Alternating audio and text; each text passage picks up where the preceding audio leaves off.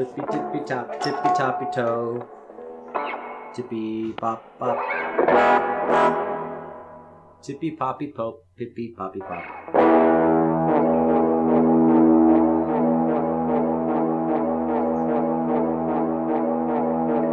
Oh, what's up? Oh wait, I realize you can't see. Ah, this chord's pissing me off. Whatever, just deal with it, right? What's up, Garcia?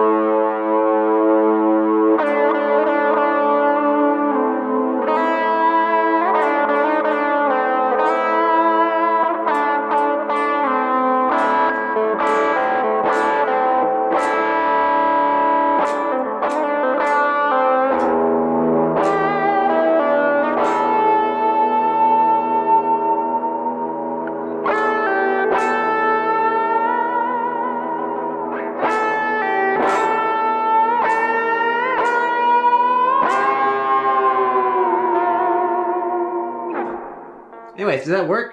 Can you hear that? This is my first time trying to see if I can make the guitar work on there. If it worked, then you heard it.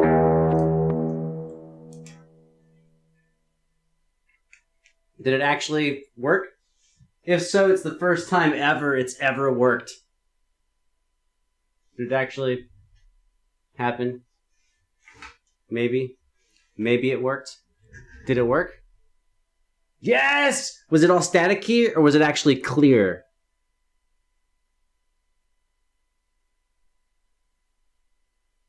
I'm so, like, to see if it's actually clear, then I can make it even better. But if it's not clear, I have to still fucking fix that. Anyways.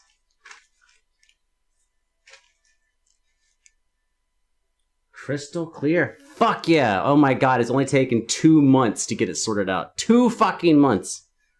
Gradually making it work. See, and once all this shit, like, actually works, then I can practice. Instead of spending hours trying to make things work, I could actually, get better. That would be amazing to actually work on my craft. That would be stunning. But let's not get carried away. I assume there'll be more technical problems. A lot of technical problems. Who's waiting? I'm not waiting. You're waiting. You guys waiting for the election? Because it's not what we're here for. We're here to, like, watch some fucking stuff. We're gonna watch things. I got some ideas, man. I don't know if they're good ideas. I just got some ideas.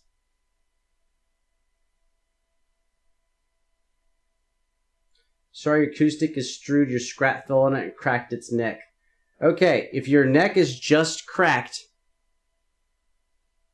depends on where the crack is on the neck. If your guitar is still in tune and there's a crack, you're probably okay. But what I would do is go get some, like, wood glue, super glue, whatever type of glue you like, and I would just dump it all in the cracks and then put, like, a clamp on it. You can probably buy a clamp for like $5 at, like, a local hardware store. And I would clamp that bitch. And if you're really worried, I would take all your strings off and put on the lightest gauge strings you could find, so that way the neck is under less tension, and you're probably good to go. My actual headstock on, it's not here. Where is it? What the fuck is that guitar? It must be in another room. My favorite acoustic that I own, the one that I will never sell, I have a split in the headstock, which is not quite as bad as the neck, but in the headstock, and I fixed that like 15 years ago, and it has not come apart. So there is hope. But I would go for really light gauge strings to give yourself a chance of getting it, and I would definitely glue that motherfucker up. Glue it, glue it, glue it, glue it, glue it. If your hand runs across the back, right on the on this, which side of the nut? Like the headstock side of the nut or the neck side of the nut?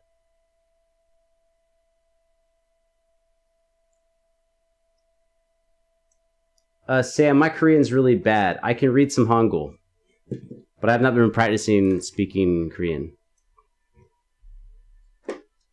I've not been doing conversational Korean, just reading Korean.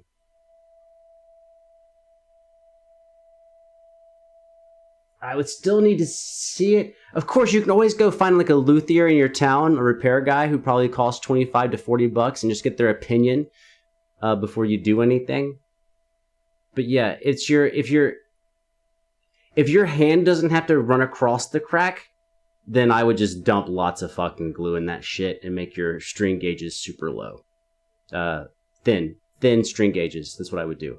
If you have to move your thumb across it, like it's on a portion of the neck where you'll actually touch it, I would still do the exact same thing, except for when you have the buildup of glue after it dries, go get some sandpaper grades from like a hardware store. You might have to order them online. And what you want to do is you want to go between a bunch of different grades. So like a lower grit is thicker. It's like 200 is thick, 1000 is not. And you want a bunch of them, like so 200, 400, 600, 800, 1000, 1200.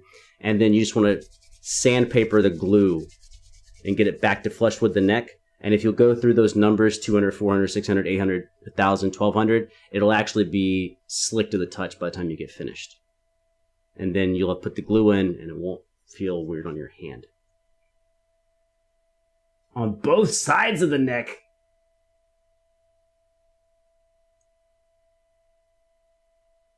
Ooh.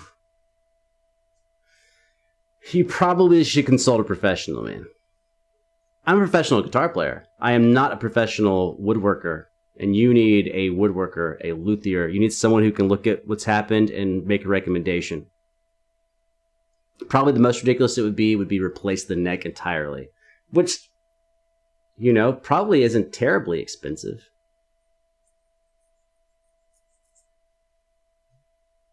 Probably not.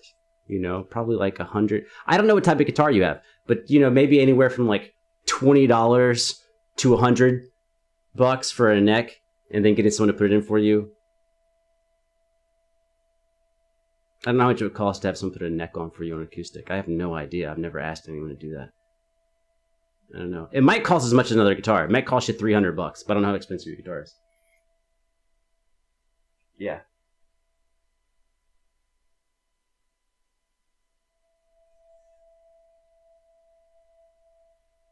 Well, Shauna, I actually played some guitar earlier. It actually worked.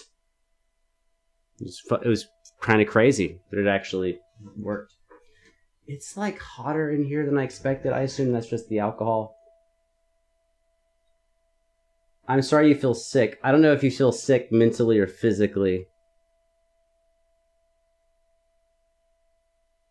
I'll still recommend the same thing. Take walks, sleep, vitamin D. You know, listen to good shit. Our election is not done. Our election is not done.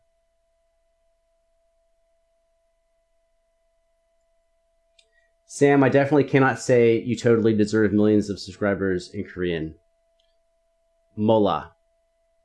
Can I say it that simple? Can I just say mola and that just means I don't understand? Is it kind of like Latin where the verb is already conjugated in such a way where like I don't actually need a subject? I can just say mola. Nigo Mola? I don't know. Oh, dude, Georgia, we're fucked. Georgia's not gonna. Oh, the dude's better. It's not. It's not close. Hockey's like, I'm gonna threaten you now, dude. Do what you need to do. If you need to unsubscribe, I understand, dude. There's so many channels on YouTube. If you're unhappy, you know, you'll find what you're looking for somewhere else, man.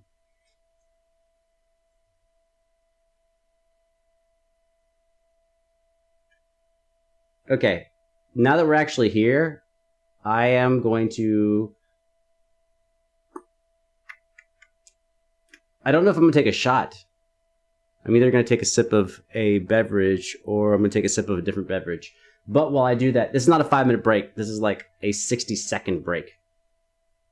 Oh, it's this shirt. It's a super old shirt. But, you know, I love it. Kitty Smalls. Kitty Smalls.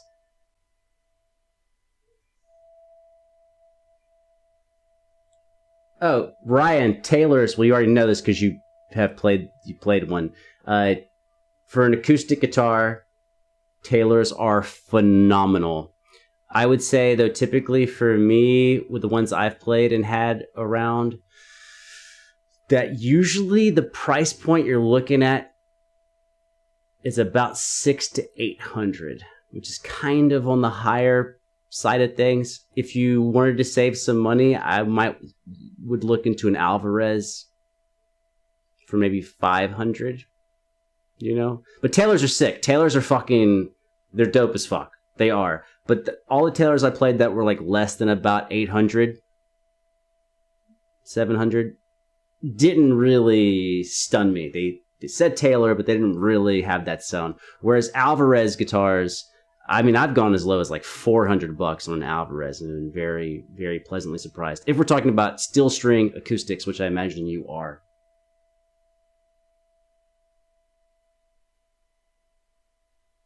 There might be a Beatbox one on here today, actually. There is one on my list. I just don't know when we get to it. Bam. Okay.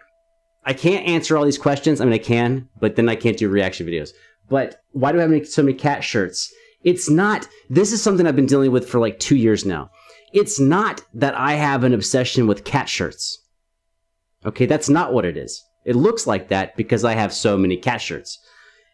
I have an obsession with weird, cool shirts with animals, but they typically only have cats. So like I have one that has a llama. So if they had a bunch of cool like monkey shirts, like monkeys and zebras and whatever the fuck, I would buy them. But typically I only see weird cat shirts. It's something that I thought about when I started making shirts, being like, I should make some extra animal ones, but I never did. But yeah. How many guitars do I have? I honestly,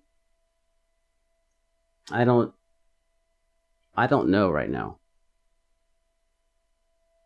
In this room, there's one on the wall. Do bass guitars count? There's one on the wall. 3 behind me, so that's 4 guitars. There's 1 bass. There's 1 bass in the hallway. What are we at? Is that 6? God damn it. 1, 2, 3, 4, so that's 5. 6 on the wall. I have my other classical that I play walking around. That's 7. My steel string Alvarez is 8. And I think I have like 3 guitars. I think in that room over there. So 11 right now. I think the most guitars I've ever had at one time was like in the 20s. And of course, the least guitars I've had as an adult is like 2. 3. The least I've ever had after the age of 16 was 3. Because I always had at least 1 classical, 1 acoustic, and 1 electric. So it just kind of depends on what's going on, man. Yeah. Okay, let's get on with it. Oh, and I have a banjo. Wait, you have a banjo? I have a banjo. I forgot I have a banjo. Thanks for reminding me. I have a banjo too. We both have a banjo. You asked about guitars. And I have a violin somewhere. A cheap one. I have like the cheapest violin in the world, but I'm pretty sure I still have it somewhere. I just don't know. I mean like a cheap, it's like probably a $50 violin somewhere. Yeah. And I got a couple of keyboards. But I think that's most, I don't know. I don't keep track. Like, I really don't keep track. And it's not because, like, I'm like, oh, I don't keep track. But, like, I buy and sell stuff. Like, I'll buy stuff for a minute, and then I'll, like, be like, oh, this is cool, and then I'll sell it. And so it kind of gets time-consuming to figure out, like, which one you have and which one you don't. You know what I mean? Like, you just, like, I'll see something, and I'm like, oh, I haven't played this one in 3 months. Sell it. Get it the fuck out of here. And then I'll buy something else randomly. Like, I have this, I have the Ableton Push, and I haven't plugged it in yet. That big fucking production thing. Like, I got a good deal to buy one, and I still haven't turned it on. Once I use it, obviously if I don't use it, like if 3 months go by and I still don't use it, I'll probably just sell it because I didn't even plug it in. If I plugged it in and I can't, like, I don't like it, then I'll just sell it. So it's not like I'm wealthy and I just, like, acquire instruments. It's just, you know, money that people would spend. Like, I don't go out to eat. Like, I don't buy this shirt probably costs like $5. So, like, I don't buy a lot of weird shit. So that money, like, when I see a guitar that's a really good deal, when I know it's a great deal, I just buy them every time. Like, no matter what. Even if I don't want them, I buy it. In fact, saying that, I just remember I have a Schecter. I have a Schecter Omen guitar in the room next door that I bought because it was like $70 or $60, and easily it's worth 150. Easily 150, maybe 180. So I just bought it. I don't even want a Schecter Omen, but when I get around to, I'll restring it, I'll clean it, restring it, and I'll flip it, and I'll make like at least 50 or $60. So that's kind of how that all goes.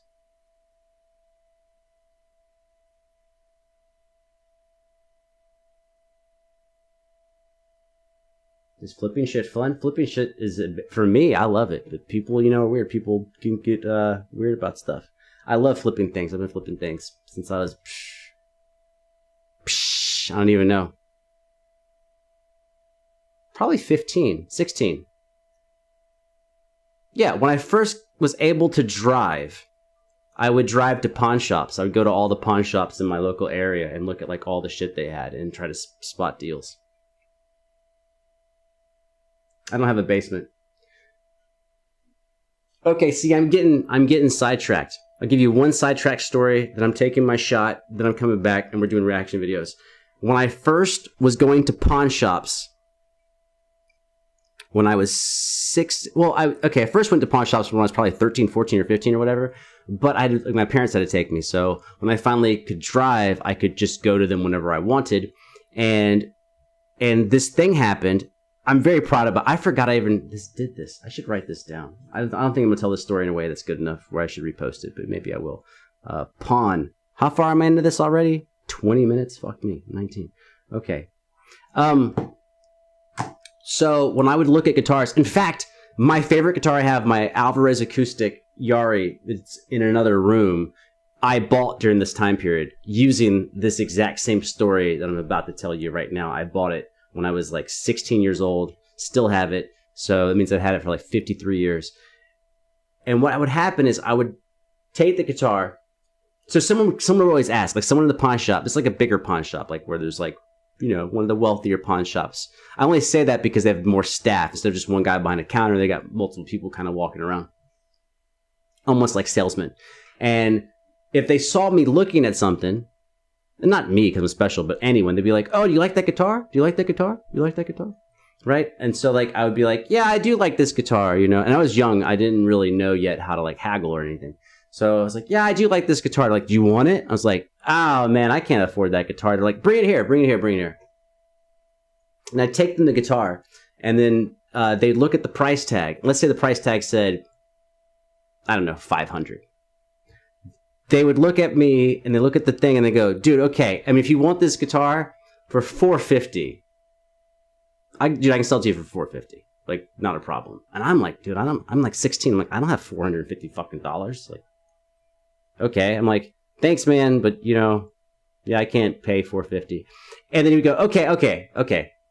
You know, $415. if you can do 415 plus tax, you can have the guitar. So what I started noticing is that this was a chain of pawn shops. So we had, I think, 3 in our town or 4. And every single one I went to, it was exactly the same. It was the same thing every single time. Oh, do you like that guitar? Do you like that bass? Bring that bass here, and they would look at it. Bring that bass here, they would look at it. So I was always thinking, okay, they don't have the prices memorized. So they want to see the price on the tag, and then they'll tell me how much they can take off. So what I started doing was telling them the prices.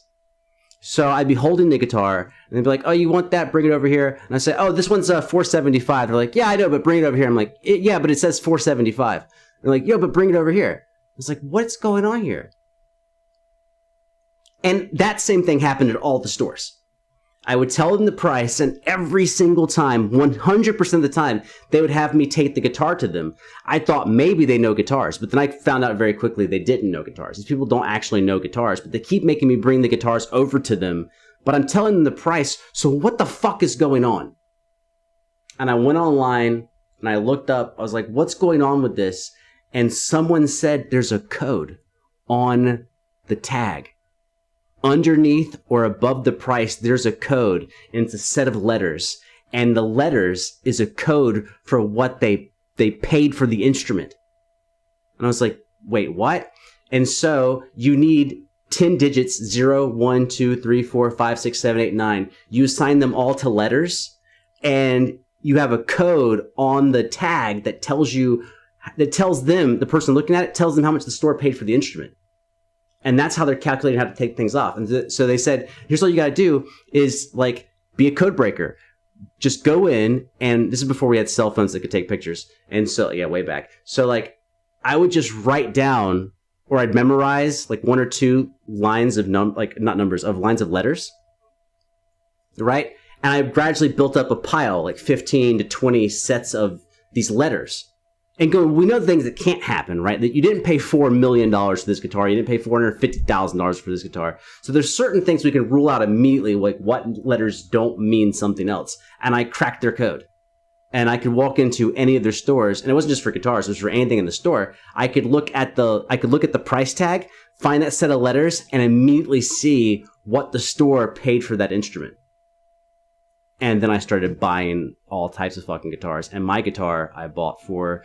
My Alvarez Jari I bought for $300 and somewhere from between $350 and $375. I did not find out its value for another 15 years because I didn't have like access to a database. Turns out that guitar was $2,000, and it's my favorite acoustic. I'll never sell it, never ever. And yeah, so for not quite a while, for maybe 2 to 3 years, when I still lived in Savannah before I moved up to Athens, I would just go store to store, look for something I thought was valuable, take the code, figure out what they paid for it, and then argue, like just fucking haggle the fuck out of something. Like if something was $1,000, but I could see that they paid $150, dog, we're getting low. We're getting to $300. We're getting to $350. Because you can, when you know what they paid for it and what their markup is, you can be aggressive as fuck. Hey man, this guitar's $1,000. I give you so you go even fucked up. That's when I first learned to haggle. So like it's like $1,000. I was like $1,000, man. So you laugh, you'd be kind of funny. So let's say it's a guitar's $1,000 and they paid $300 for it. So you're like, dude, they'll probably sell it for $450. If they're having a bad month, $400 maybe. I don't know. I mean that's still 33%.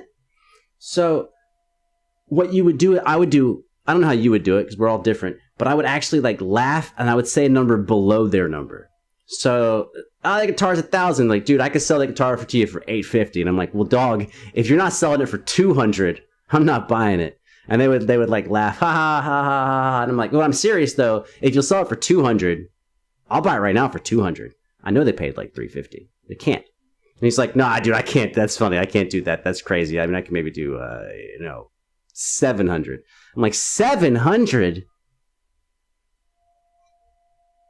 Dude, ain't no one ever gonna buy this guitar for $700. Okay. 200 was low. I admit 200 was low. $300. I'll do, okay, 300. You know, your 700 number is just kind of silly. Like, you just made that up, like, out of nowhere. I don't think this guitar actually sells for 700 anywhere on planet Earth. But 300. And then I just pretend I don't know what they paid. I'm like, you probably bought it for 100. So you're, like, tripling your money. And you just do that dance. And eventually get down to 6. And then I'm like, dude, I give you $450.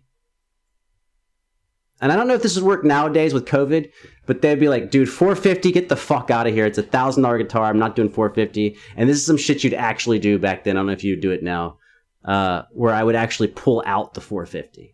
And I go like, I'll give you $450. It's cash. I'll give you $450 cash right now. We're done. We're done. It's $450. I take the guitar, you take the cash, and like we all get out of here. And he's like, dude, I can't. I mean, I cannot sell you $1,000 guitar for $450. And I'm like, well, I understand. I completely understand. So, you know, thanks for trying to work with me. I'll see you later. And then you just leave. And sometimes as you're reaching the door, the dude's like, okay, hold on, man. Hold on.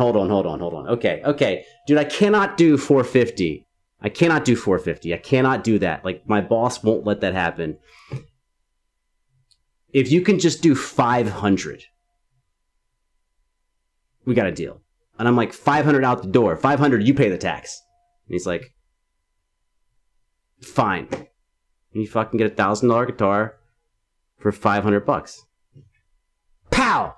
That's my story. That's my story of the night. Hopefully that's the only one, because we got other shit to do. But that's my how you flip shit. Because then I take that $500 guitar and I would sell it for $700. All day. Every day.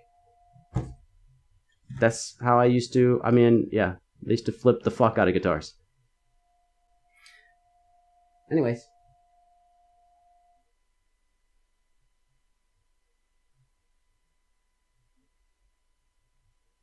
I had to turn this into a story because, like, no one actually present, I think, gave a fuck that I was telling what I think is a really dope story on haggling. But okay, maybe that's not your fucking thing. Maybe, you know, maybe you don't want to just, like, buy shit for $300 and sell it for $500 and pocket $200 cash. Maybe you don't want to do that. Maybe that's, you know, you're just not into that. That's fine. I'm not here to judge. I mean, I am here to judge. It's called a fucking reaction channel, but you know.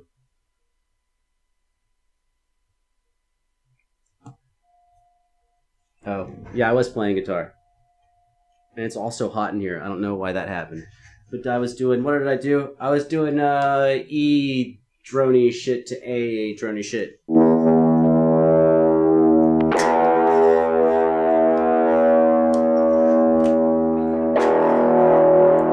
I do have to use my left leg? How am I going to control this?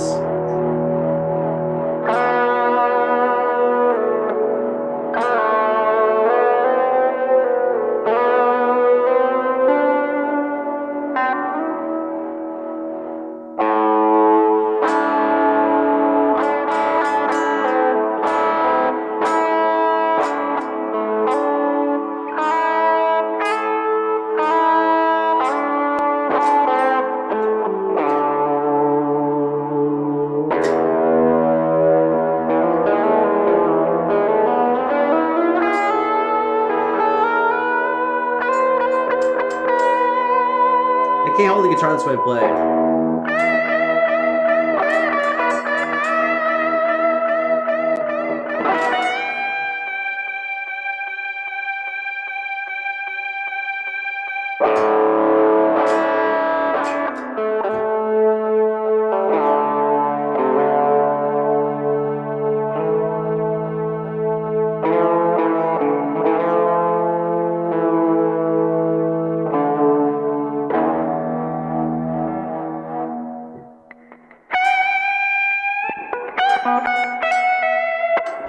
Anyways, just being goofy.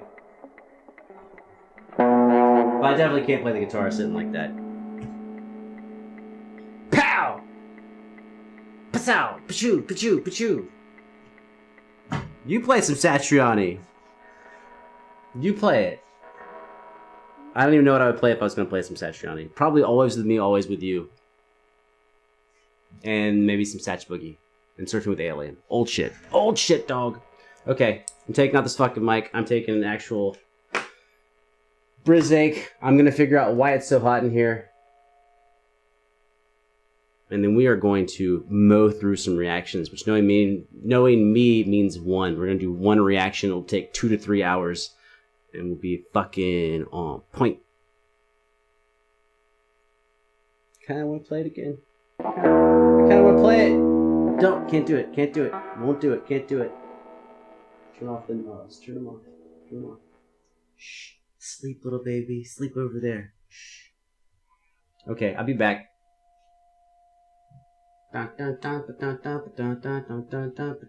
Where's your music to give you? Your music to give you? Where is it at?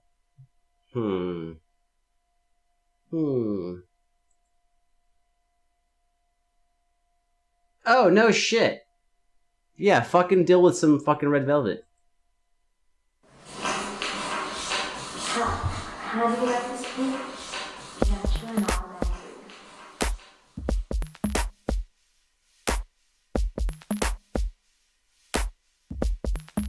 I love the way 내 맘을 감싸 안아 채우고 있어 저는 몰랐던 It just comes automatic 아주 작은 몸짓에 감각들이 움직여 It just comes so natural It just comes automatic 매일 기다리던 환상에 어느새 내 심장은 숨쉬고 있어 내게 잠시 흐트러진 소리가 너를 다 사랑이란 진실을 모두 말하게 됐어 따뜻한 네 velvet skin 빛을 살짝 앉은 lips 비에 젖은 듯한 ice 모두 아름다워 내 맘을 감싸 안아 채우고 있어 처음엔 몰랐던 It just comes automatic 아주 작은 몸짓에 감각들이 움직여 It just comes so natural It just comes automatic 단 한 번 나를 스친 sugar rush 너무도 자연스레 멈춰서 있어 내게 눈을 감았다도 다시 떠봐도 이미 깊게 빠진 꿈처럼 내게 올 수 없어 따뜻한 이 velvet skin 빛을 살짝 앉은 lips 비에 젖은 듯한 ice 모두 아름다워 포근한 네 손 옅게 짓는 미소 너란 세상에서 모두 아름다워 Love the way 내 맘을 감싸 안아 채우고 있어 처음엔 몰랐던 It just comes automatic 아주 작은 몸짓에 감각들이 움직여 It just comes so natural It just comes automatic 이끌림에 난 또 다가가 있어 내릭 이 느낌 그대로 Just hold on I love the way 네 곁에 나의 발을 맞추고 있어 이미 정해진 It just comes automatic 계속 너의 공간에 함께 머물고 싶어 It just comes so natural It just comes automatic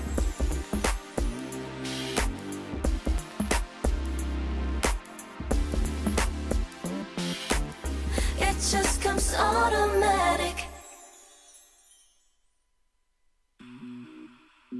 Sunny side up Sunny side up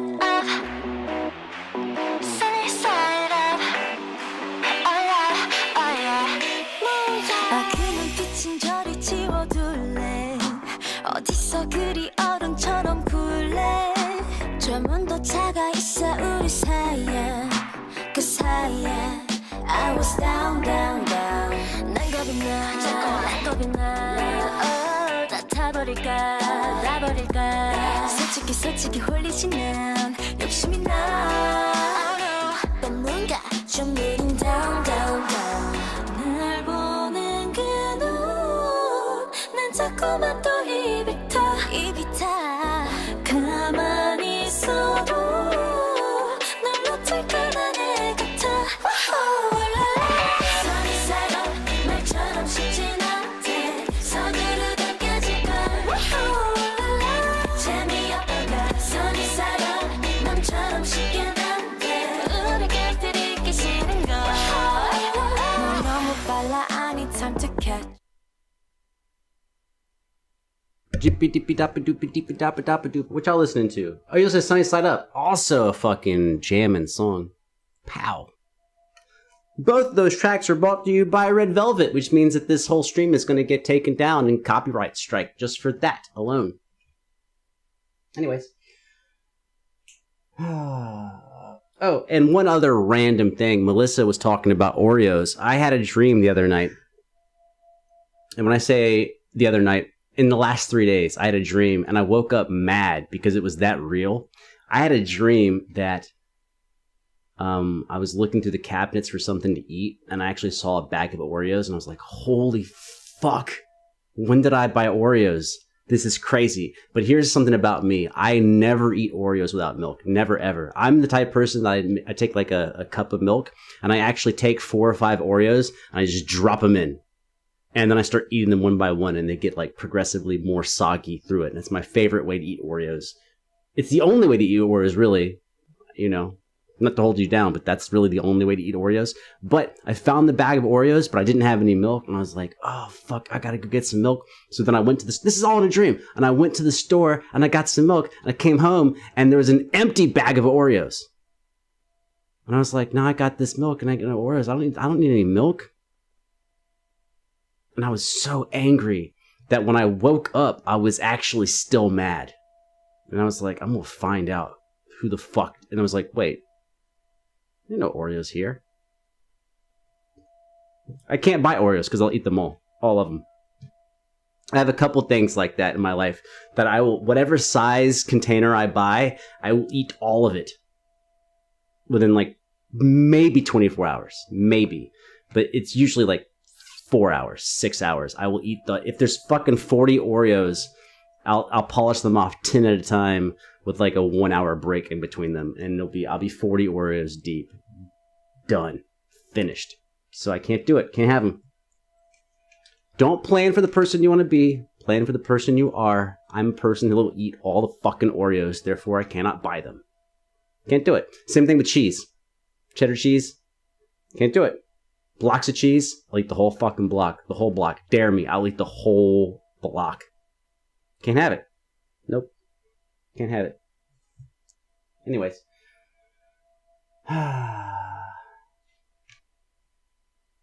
You guys have never done the Oreo thing. I know people, dunk the Oreos in the milk. I think that's for noobs. I think that's a noob move. I'd say take 3 to 4 Oreos and just drop them. Just pow, just drop them in. Like you're making a wish, like it's a fucking wishing fountain. You just drop them in. And you don't have to wait. When you have 4, you don't have to wait. You just take the first one out and you eat it. It's still very crunchy. But it takes you, because you have to eat it. So now the next one, it's only kind of crunchy. Now it's almost like a race against time. Like how quickly can you eat them? Because when you get to the last one, it's almost all mush with like the cream. Ah, it's so good. So good. But see, even that, you see my problem. Now I'm telling you, my recommendation is to eat your Oreos 4 and 5 at a time. You do that twice, 3 times, you're at 15 Oreos. This is no way to live. It's not good for you. Okay.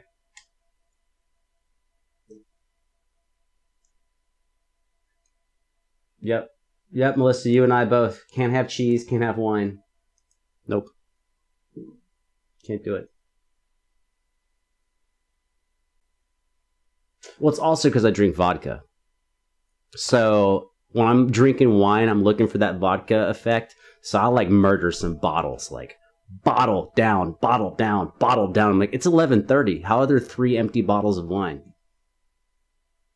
So, yeah. Not a good look. Okay, so I have some videos down here. I didn't know the order, but let's kind of fuck with the order. Let's do a beatbox video first. These videos all have something in common, and that's I picked them out. But the other thing they have in common is that only one of them is long, so we should actually be able to get some shit done. We're gonna do Codfish 2018 wild card, which I'm pretty sure I haven't done.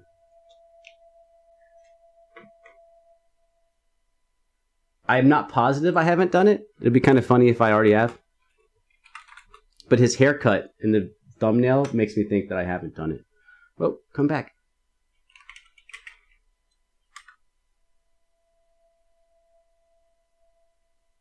So I don't think I've done this video, but I'm not even going to check. I'm so OCD. He's got a wall mirror on the ground leaning against the wall. And I think I would have noticed that if I'd seen him do this before. What's doing this is Codfish and... Whoa, hey, oh, who, hey, who, hey, who, hey, guy, damn. I know you're excited. I can't have like a second of an intro?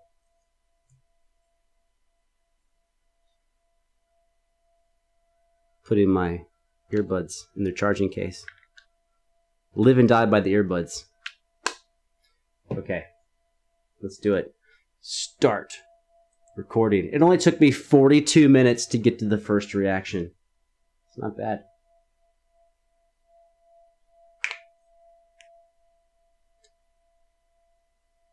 Mini Oreos? Get the fuck out of here. Get the whole Oreo. What are you doing? If someone gives you mini Oreos, you eat them.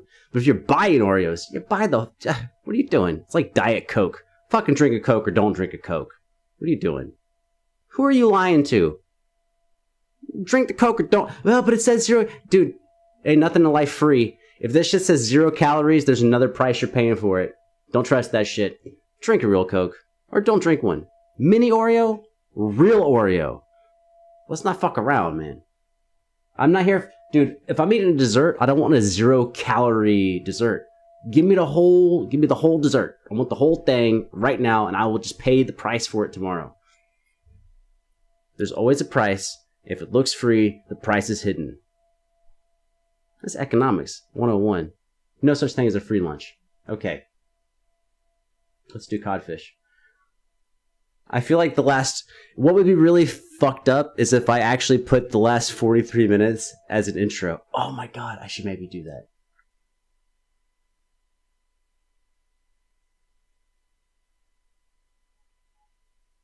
I'm going to film an intro anyways, but it would be kind of funny to leave the...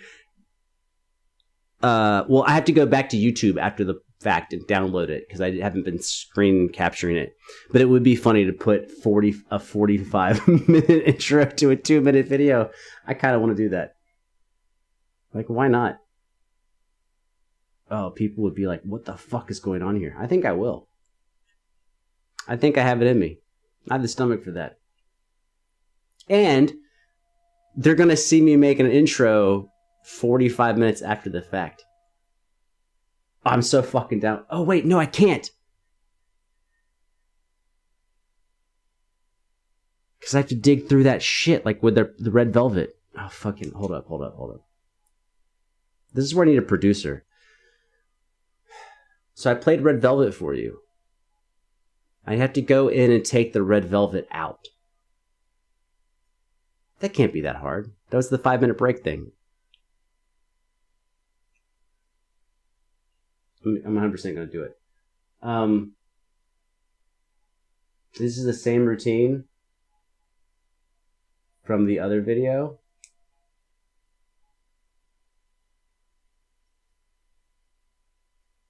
Is it good? Do I like it, Garcia? Do I like what he did?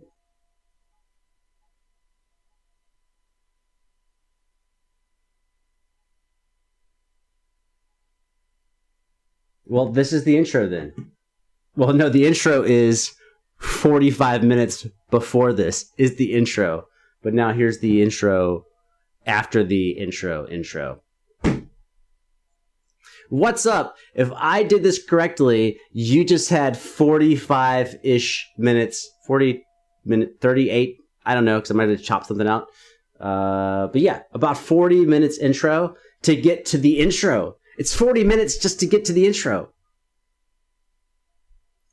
And now I'm hearing in the chat that I have already heard this, but I just haven't seen this performance.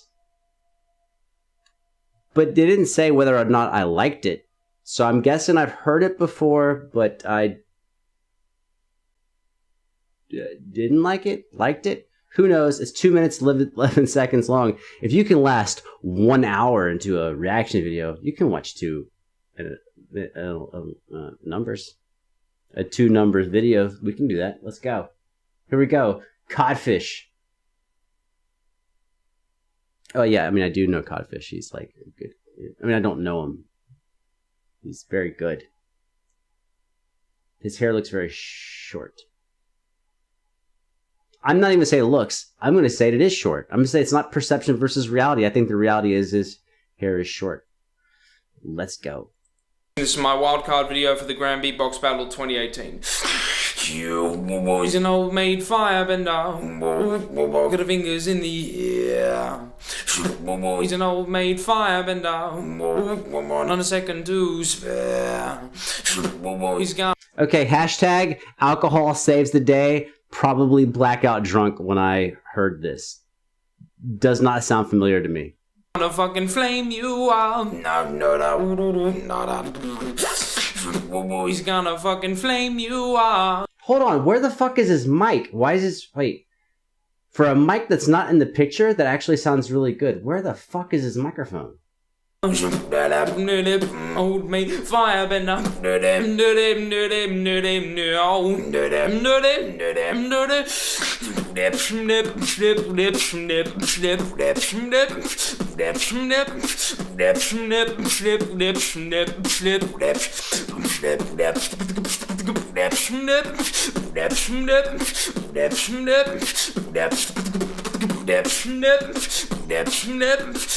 I'm having some thoughts about this right now, which is one, I'm thinking if I heard this in the past,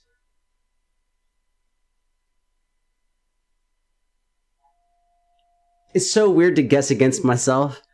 I'm thinking I didn't like it in the past, but I actually liked this. But what I'm liking is that how it's very, there's no polish on it, and I'm just hearing him do his thing. I'm thinking that maybe if it was like polished sounding, that it would be just boring to me. Oh, and also in the beginning, well, let's go back. I mean, it's a fucking short video. Hold on, let's go way back. Back into time. Not here, not here. Boys gonna fucking flame you out. Old mate firebender. Right there. That is actually a theme of the musical notes going through the entire composition. It's funny because sometimes people don't realize the things they're reusing. He obviously knows it right here, but I think later on, with the bass and the high notes, he's still doing the same thing. I don't know if he would know it or not, because sometimes you do shit and until like someone points it out to you, you don't know it. So he's doing octave displacement, where he's taking one or two of those notes and dropping them down into the bass line. But he's got which is the musical term for that is a sequence. It's a small, tiny element that you then move through the chords, or you move through numbers. If pitches were numbers, it could be like 6, 8, 7, da da da, then 5, 7, 6, 4. I can't do this math. 4, 6, 5, 3. But your sequence is going to be longer than that. It doesn't have to be short, but it's a thing that's moving through the structure. It's a formula. I don't know how to fucking say it like more academically because I've had too many shots. It is a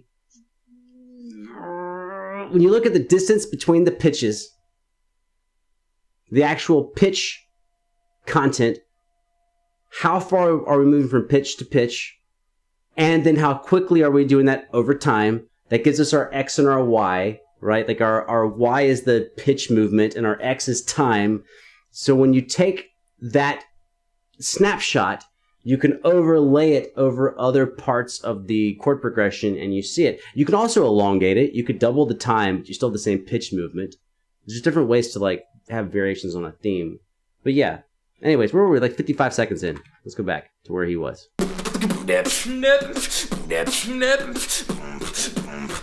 Old made fire.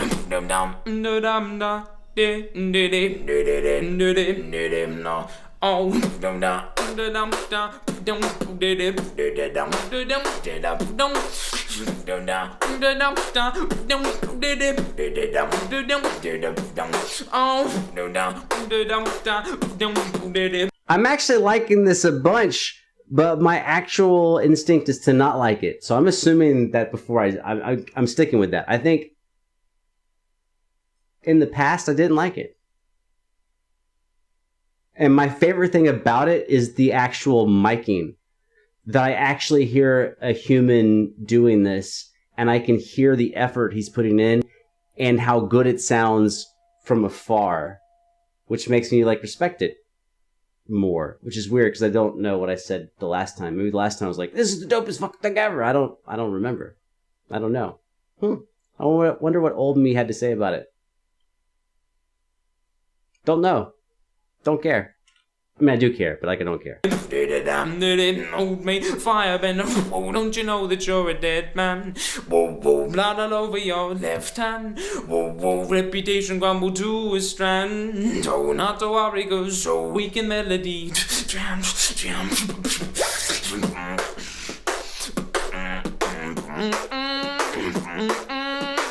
That's clean as fuck.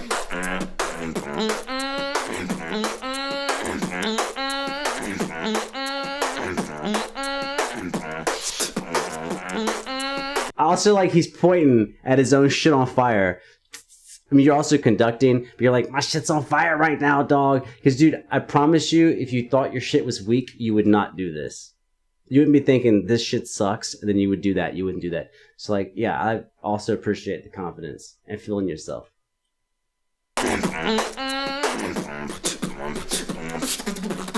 I look forward to the GBB. Whoa, whoa, seeing all the Beatbox family. Whoa, whoa, let's all go and make history. Oh, in Switzerland, oh, with our friend Pepuni. Oh, I don't think you did that last time. I don't even remember it, but I don't think I've ever heard anyone say Pepuni, the Swiss Beatbox channel, at the end of a thing. So you must have had this structure and then you changed it. Yeah. I can't be me in the past. I can't be me before I heard any beatbox. I cannot be that guy. I also cannot be a guy who has not heard Codfish before. So yes, I'm biased because I do like some Codfish. I very much liked it. A typical complaint of mine would be like, oh, the bass wasn't low enough. But that's given the overall sound. Like, the overall sound...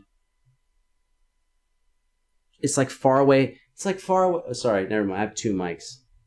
So I guess in the post, you're going to hear this one. So when I lean back, it's not going to sound far away. People live will hear me be far. God damn it. There is an unpolished sound quality to the entire thing. Not his performance, but to the entire recording, which to me makes the actual whole recording seem more authentic and more enjoyable.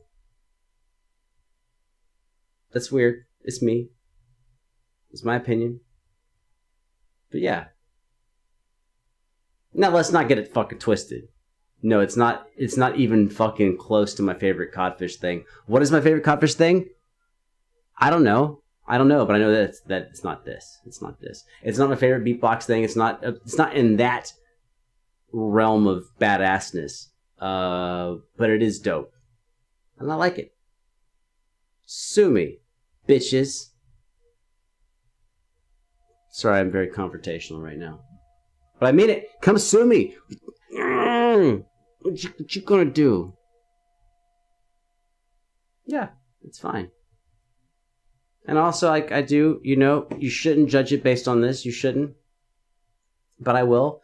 That fucking tilted mirror in the background this whole time, I like that. Does it make it sound better? Maybe. I've said it at least 100 fucking times. People listen with their fucking eyes. They listen with their eyes. And I like that mirror back there. It makes it sound better. How? I don't know. It just does. If sex sells, you don't think sex sells music? And you're like, well, that's a mirror. Mirror's not sex. It's like, come on, let's abstract the fucking theory. When we say sex sells, what we're saying is attraction sells, which what we're saying is what you see sells by the seashore. No, that what you see affects how you take things in. You have different sets of like evidence bias based on how you're perceiving things. And there's no particular reason that a mirror against a wall should make someone like a video more than another video. But for me, it makes me like the video more. How much more? I don't know. 1%? 5%? Don't know. Can't put a number on it. But if that same video was done to like a green screen, I would have liked it less. Is that fair? Nope. But the world is not fucking fair, dude. I like the fact that we got like the latch on the door and a coat hook and some boxes and a mirror. What does it have to do with Beatbox? Everything? Nothing? Don't know. Don't have to justify it. I tried to justificationify that reaction. And it's, oh, don't blink, it's over. There, that reaction is done. And that's 57 minutes. So if I put that intro on there, it'll be a 57-minute reaction to a 2-minute video.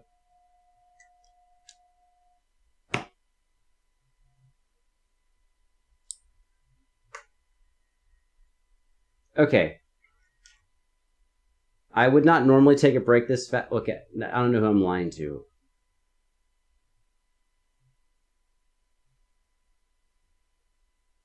Yeah, I don't know. But it is still hot. And I said I was going to figure out why it's hot. And I was going to solve that problem. And I didn't. At all. I didn't even look into it. But it is like hot. So maybe I'm having a heart attack. Could be. Heart rate's probably pretty high. Oh, let me guess. 90. 83. 83. Okay.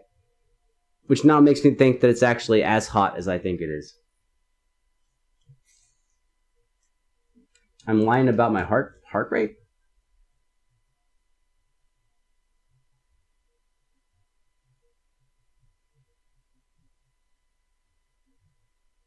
Hey, Ryan, you better go to fucking school in the morning. Wait, isn't there still COVID? You still have school? What the fuck is going on, man? Don't go to that school. Study at home. Those teachers aren't even that smart anyways. Even if you were working on a PhD, I'd be like, stay the fuck home, man. I mean, if you want to go, if it's exciting, like you just want to like hang out, okay, go. But like, if you have to go, fuck all that, dude. Fuck all them people. Fucking liars. What the fuck are they actually teaching you anyways that you can't learn on the internet for free? I can say that. I have $200,000 in student loans. And I would say only about 60,000 of that was worth it. The rest of it, bad idea. Really bad idea. A colossal fucking waste of time. But the 2 or 3 professors that made all the difference, they made all the difference. They're kind of like covering for the other 140 grand. But no, most of it was absolutely fucking, no, worthless. Pretty worthless. Not that I didn't learn stuff. I did learn stuff, but I could have learned the same exact thing being disciplined at home, which, you know, that's an argument, is that maybe you have to spend the money so that way you have to go. That's true. There's truth to that. But I'm just saying, you don't have to go. Fuck all that shit. You don't have to. But maybe you have to. Like, maybe you have to go. But you don't have... Not the plural you. We don't have to go. Anyways.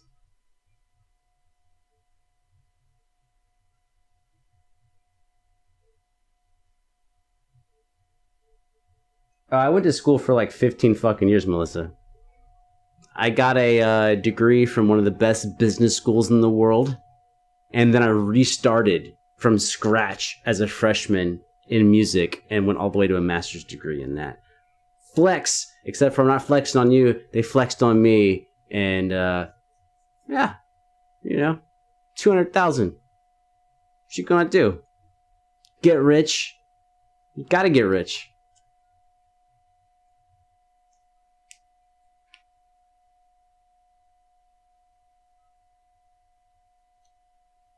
All right, Ryan, get that money then, man. Get some sleep and fucking get that money.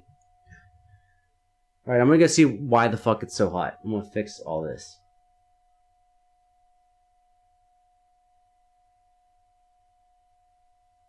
Yeah, Mad Potato. Hey, high five, people who have 6 figures of debt. High five. High five. All right, I'll be back. Because why is it so fucking hot?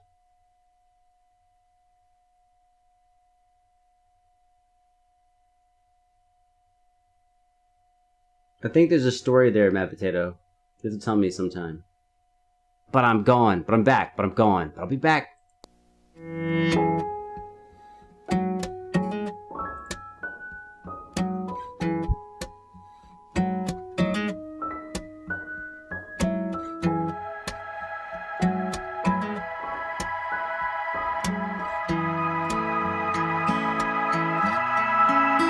어색하게 hello 오늘 뭐 했는지 물어봐 깜깜한 밤을 같이 걸으며 좀 떠들다가 내 손 잡아달래 주워 안아달래 I don't know anymore I don't know 고민하게 되네 나 혼자서만 이 생각할까 가끔 힌트인지 나를 가까워오는 건지 둘 중에 뭘까 나도 잘 모르네 애를 쓰고 있네 Cause of you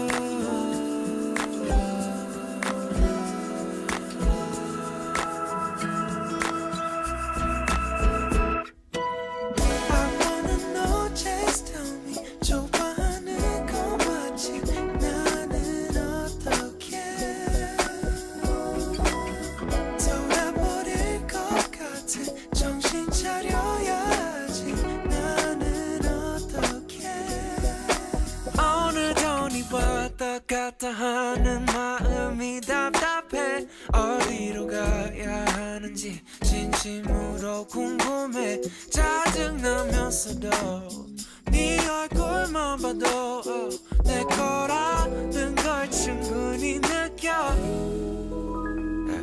원한다면 날 사랑한다면 baby 그냥 tell me it's okay 낮에는 이랬다 밤에는 저랬다 깰 수 없는 너라는 게임 그때도 나를 좋아했다 했잖아 새벽에 연락한 거는 또 뭐야 We gon' get back to the start Oh what should I do I wanna know just tell me 좋아하는 거 맞지 나는 어떻게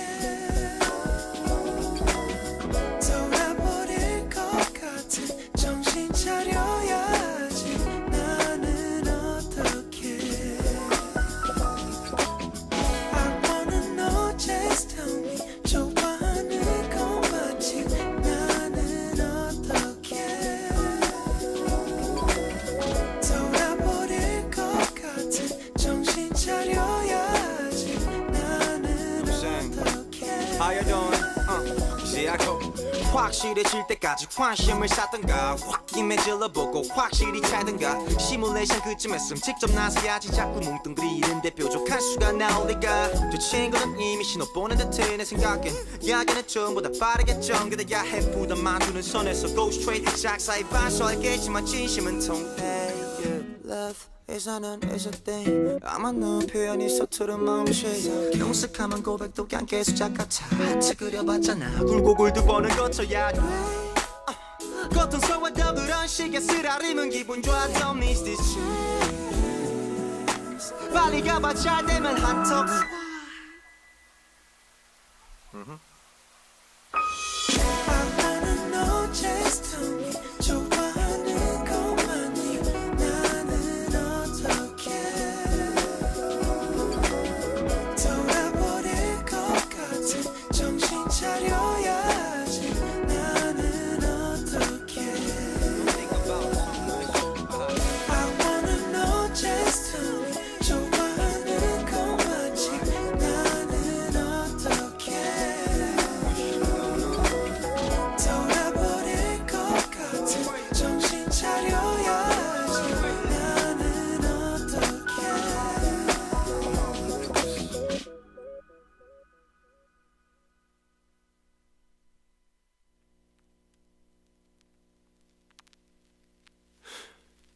아무런 의미 없는 다툼 차갑게 날 대하지 마 모든 게 내 잘못이었어 이런 네 모습 낯설어 난 괜한 내 자존심 때문에 Baby babe hate to see you cry Just talk to me talk to me talk to me Can we make up in the morning?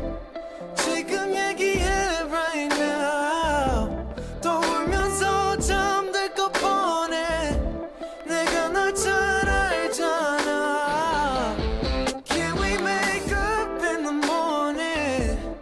Baby baby to see you cry Baby baby talk to me talk to me talk to me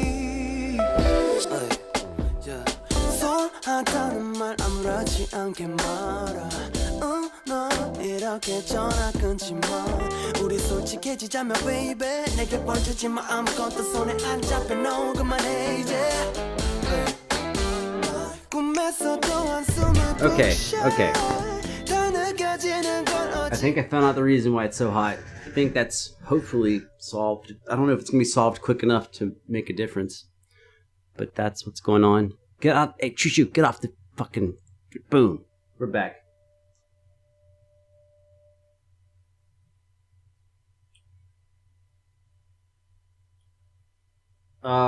Dude, I will tell you this. If you don't know this, I will tell you... see, I had something else I was going to tell you, but I'll tell you this first. Music school, like at a real music school, and my music school is like the University of Georgia, so like... it's not like a top 10 program, but it is it's a highly ranked program. And I will tell you this, dude, that shit is so fucking hard. I would get up my freshman year, which was after I did the business degree in information systems. My classes would start at 7, 4 days a week. Monday, Tuesday, Wednesday, Thursday, classes start at 7. But you have to play. So I would have to get up at 6 or 5:30 so I could practice to go to class because you'd have to play for your fucking exams, you know, or you have to do like analytics shit or whatever. And that was, dude, it's a whole year of that. And the next year it moves up 1 hour. So freshmen all have all their shit at 7 a.m. and then sophomores have everything at 8. So you're still getting up at like 6:30. Oh my God, dude. It is fucking boot camp for music. They weed you out. They make it hard because they don't really care if you're talented. They want you to be talented, but they want to know, because there's so many people that apply, and dude, really the majority of everyone has got talent. It's one of the craziest things about music school is that when you're actually in the building and you're hearing all of your peers on whatever their instruments are, you realize that, oh my God, everyone here is really fucking good. They're stupid good. And but then there's people that get up at 4 a.m. and they practice and they go to class and they practice some more and they go to class and they practice even more and more. And they're just like practice all the fucking time. And you start to really see the difference between The people that really work hard versus the people that just have some talent. The people that want to do it versus the people that have to. Like they just live for it. I would say percussionists are one of the craziest groups of people I've seen, where if the practice rooms were filled, they would drag their percussion into the hallways and they would practice marimbas, timpanis, whatever. They'd practice in the fucking hallway and everyone on the floor can hear it and they don't give a fuck. They're just like, I gotta practice. My gear is here. I can't take the timpanis out of the building. I can't take the marimbas out of the building. I have to practice. So I'm practicing in the fucking lobby. And if you don't like it, go fuck yourself. And that still 100% goes on. Well, I haven't been in the building since COVID. So 8 months. But yeah, the last time I was in the building, there were people in the fucking hallways practicing percussion. So loud. And 100% of the time with metronome. There's always a loud ass metronome. And then just playing the craziest shit.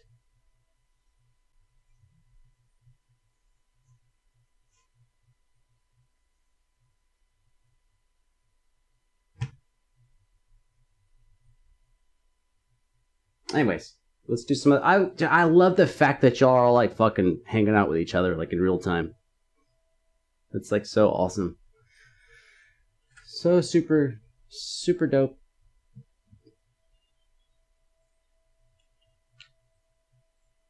Trying to read what you got going on there. Chinese. Yeah, it's like a game within a game. As far as college goes, it's a game within a game within a game. Which is, there's the skill set you're developing. A big mistake I made. A huge mistake. Maybe my number one mistake I made in both sides. On the business side and on the music side. Is I thought if I just crush the classes, like if I really work hard and I just crush my competition, then it's going to be a slam dunk. But I was playing the wrong game because the game is way bigger than that. The game is way larger than you outperforming your peers in your class. And if I had to do it over again, I would have definitely made more friends and gotten to know people and what they're doing more than what I'm focused on, and made friends with more professors as far as like what their interests are and what they're working on as well, and try to get like a bigger view of what, not me, like not why am I here, but like why is everyone else here? And I would have really tuned into that, and I really fucked that up. I really fucked that up because everyone can use a buddy. Everyone can use someone that's helping them elevate their craft. And so if you can figure out how to like serve other people around you, even professors, even people that are making 200 grand a year, they have things that they're working on right now.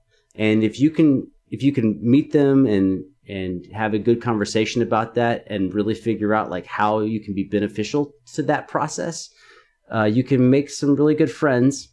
And it's not just for exploiting people. It's because you have to do the work. But yeah, if you can learn to work with others and help them achieve their goals, that's pretty fucking powerful. It's more important than you being a badass. You being a badass is not going to get you that. Unless you're the best. If you're not top 3, you being a badass is not really going to carry you that far. You need to be able to use your skill set to help achieve the goals of other people. Sounds maybe a little bit weird, but it's huge. It's absolutely huge, and I fucked it up. I 100% fucked that up. I was so focused on trying to be the best I could be, which seems weird. Like, I'm being the best I can be, but being the best I can be serves only me. And if you can serve other people, it's just more powerful. Just way more you can do if you can figure out to do that. And then you get used to that mindset, which is, oh, I'm not always focused on me. What do you have going on? What are the projects that are important to you? What are the deadlines you're on? What are the obstacles you're currently facing? Tell me a little bit more about this problem and that other problem. And you look for a way that you can help that person. You go, hey, man, I know kind of something about this thing. This one thing that's giving you a little bit of trouble. I know something about that. And you don't sell them anything. You go, hey, man, if you want, I will, volunteer X amount of hours a week, 5 hours, 8 hours. And let me, if it's cool with you, send me your project, what you're working on. And I can give you some drafts of what's happening here and how I see it. And if you don't like it, that's cool. It's not like whatever. Like I'll just send you some things that how I see what's going on, and maybe you can use that for your project. And then if you actually help somebody, it's night and fucking day. It's night and day. You help somebody reach what they want, they're never going to forget you. It's never going to happen. It seems weird to say, but it's true. Like there's people that I haven't talked to in 15 years that they'll send me a message or something, and then I'm like, you helped me with this thing that one time. And I immediately respond to them because I'm like, you helped me. Like 15 years ago, you helped me on something. You didn't ask for anything. You just helped. So yeah, dude, what are you working on? What's going on? And that's the part that I really messed up with in school. Number one fuck up in school. Anyways. Let's do a reaction. Ooh, this could be dangerous given how intoxicated I am. We're going to go to a vocalist. Oh, this could be bad.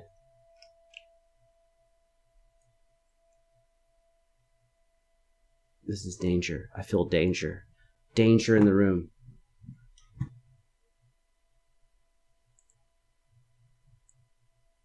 We're going to do a Russian singer, Diana Ankudinova, or however you say her name.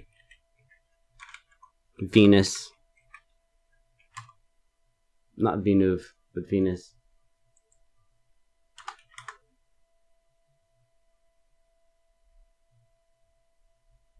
And I'm going to go with this one because it has like a lot of views. Well, that one also has a lot.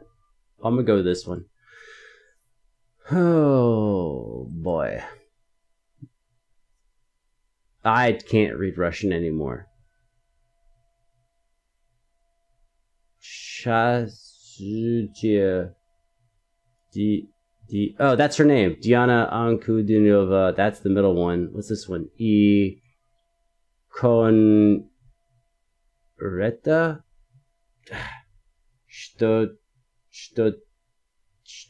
Tarta? Can't read. Dude, my Russian's so bad. Tarta. Marshika.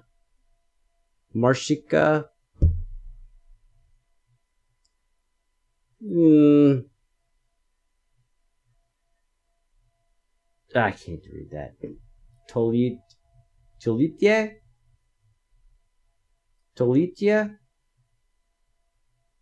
I can't, dude. Talking about a language I don't remember. Nope. My Cyrillic is very bad. Very, very, very poor. It said start.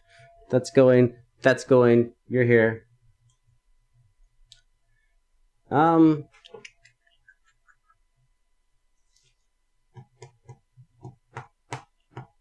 Intro time, right?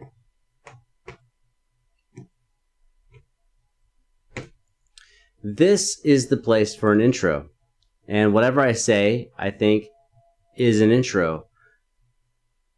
I was actually trying to read that in the Cyrillic, and it turns out that I can't.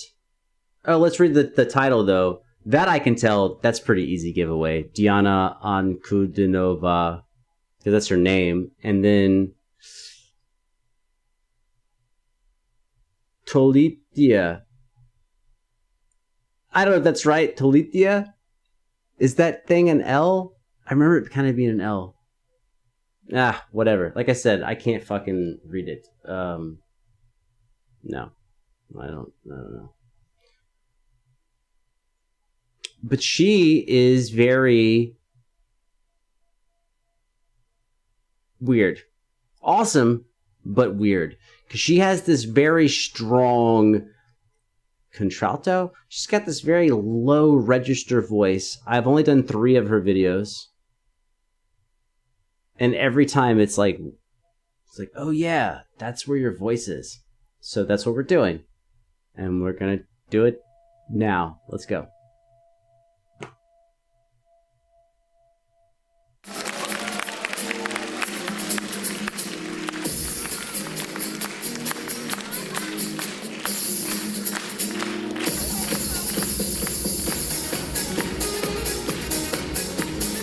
Did not expect the sax dance thing, okay?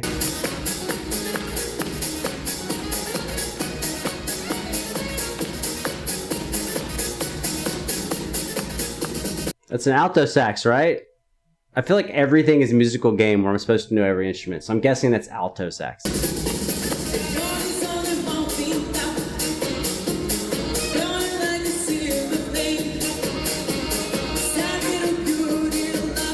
No. Oh my god, this is that 1970s like disco song. This is Venus.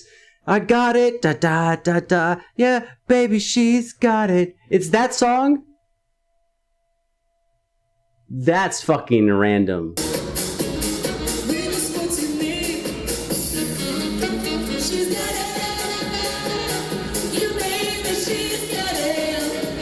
I used to have this, oh my god, story time. If you're new here, you need to just fucking dip out. I used to drive around when I was 16 years old. I had a Nissan pickup truck where the entire interior was like just gone. It didn't exist because like it was just an old thing. And so I had the speakers that in your speakers have magnets on the back. And so I'd actually take my little 6-inch speakers and I would just stick them to the roof. You can put them anywhere as long as the speaker wire could reach. You just stick them anything. Like if it's all exposed metal, they just like stick. And I had this 80s cassette that I got from Walmart. That was probably $2 of like 80s hits or 70s, whatever, would just dance hits. And this was on it. And I would be driving around and just listening to these fucking dance songs that I never listened to outside of that environment, but then I fell in love with them because they were always on repeat on the fucking cassette. Repeat on the cassette, by the way, means you play one side all the way through and it just clicks over and it plays the other side again. But yes. This other one, she blinded me with science, was also on that.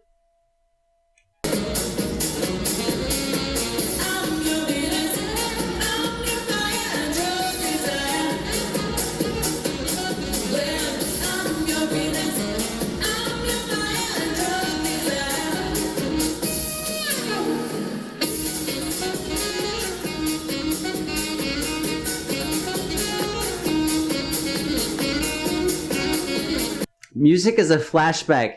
All I can picture right now is not this. I can picture myself leaving my first job at 16, my first legal job at 16, and driving to a Walmart to hang out because I didn't want to go home. So I would go to a Walmart and this would be playing and I would just go to the magazine aisle and just like read magazines for an hour and a half and then I would go home.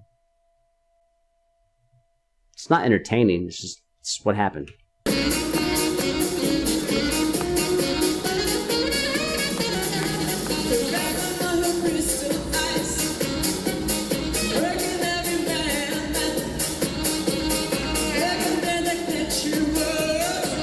Oh, there's that low. Nice high, squeal.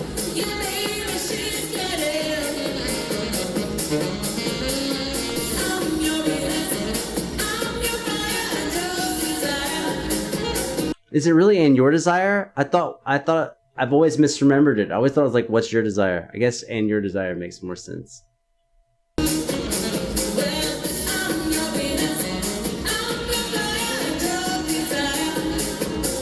I guess it's a lyric. I've just always remembered wrong. This is not like any of her other videos. Not only the fact that it's disco pop, but that she's in that upper range. But her strength, I think her strength is that really low end where you go, how is she sounding that way? But no, she just sounds very good. She's like, oh, she sounds like a great singer. But she's got that lower register, like, sorry, Halloween just happened, you know, it's like, I'm like the hand coming out of the ground, like a bass note coming out, like grabbing you and pulling you down. Yeah. She's barely flexed that, though.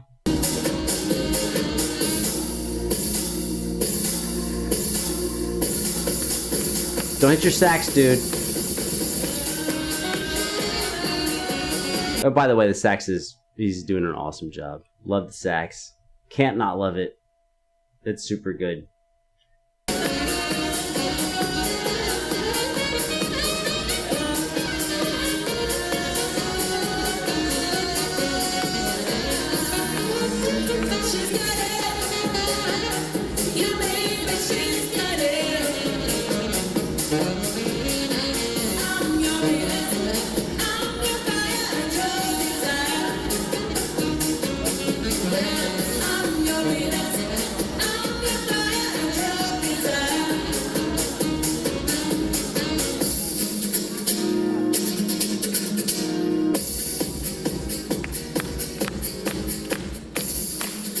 I do like this very uncomfortable part where neither of them have a thing to do, and it's like just a dance breakdown, and like, oh well, fuck, I can't play right now, I can't sing right now.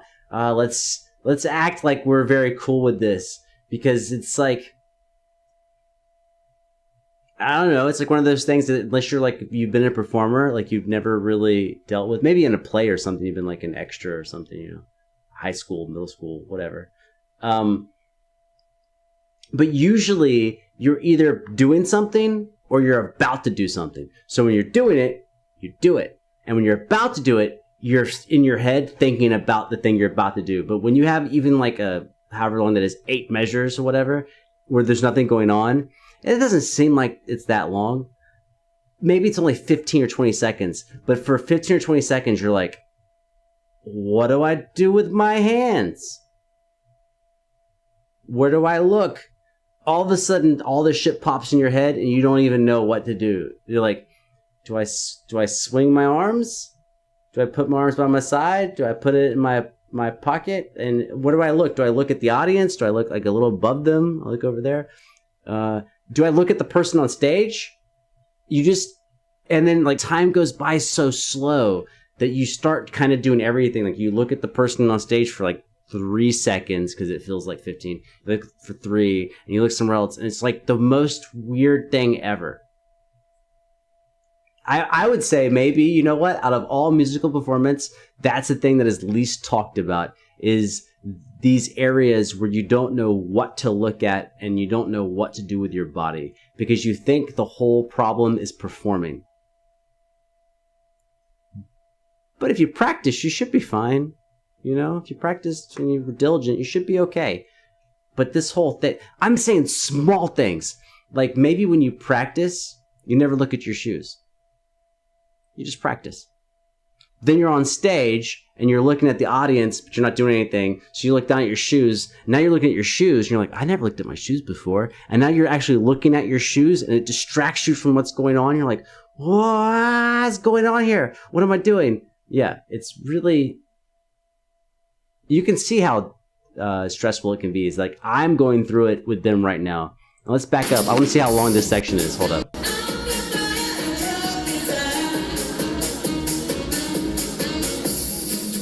Oh, right there. That's it. That's it. Hold up.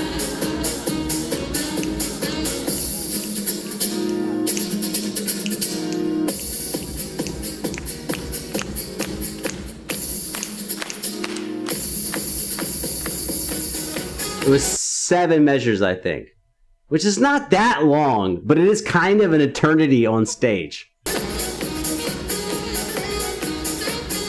And now she can't sing right now, so she's still like, oh, wait, do I have choreography for this? She's doing great. She's doing great.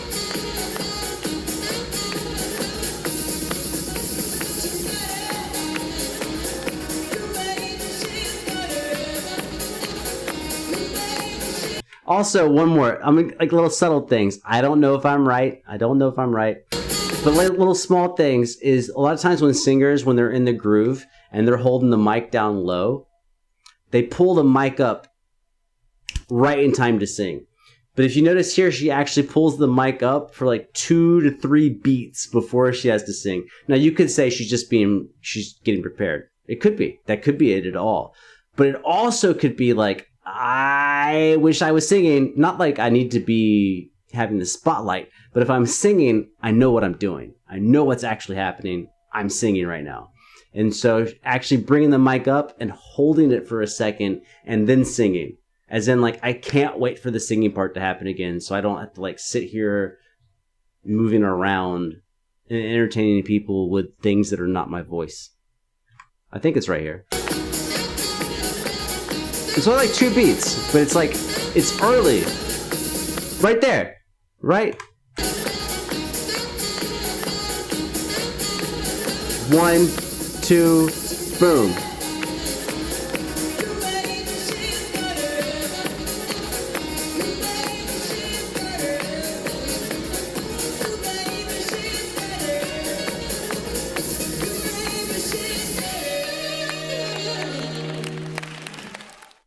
Yeah, I would actually say out of all their performances, this is the least impressive.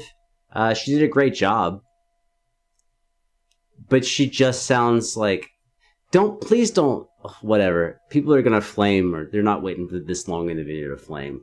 But she is so talented with her vocal range that I think her range is one of the most impressive aspects of her singing. And she sounds fantastic here. There's nothing, I don't have a single negative thing to say about her vocal performance. Her vocal performance is super strong. But I don't think it actually shows at all the specialty she has in her singing. Dude, her low bass range is pretty unreal. I can't even think of another female singer that has a low range and mixing with the high range. But that low end, it's just like haunting what she's capable of. And it's not really featured here at all. Yeah, so that's a reaction. I reacted to it. One more thing about how weird things can be on stage. One of my first times playing, and maybe you don't give a fuck. It's cool. You don't have to give a fuck, you know? One of my first times playing like a paid gig. I was 16. And I only know because like I was able to drive to it. I was in that same fucking truck. And I went out to do this solo classical thing. It was for a dance company, so they were in between doing one set versus another set. So they're like, I don't know, changing costumes and shit. And so I'm playing. It's a pretty easy gig in retrospect, but it was my first one, so like, hey. But I only had to play like 10 minutes or 15. Something very small. Like just enough for them to change their wardrobe backstage. And then I'm done.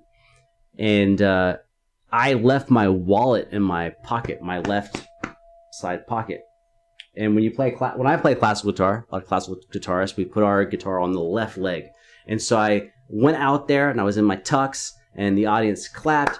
Probably not a big audience, maybe not big. 150 people, maybe.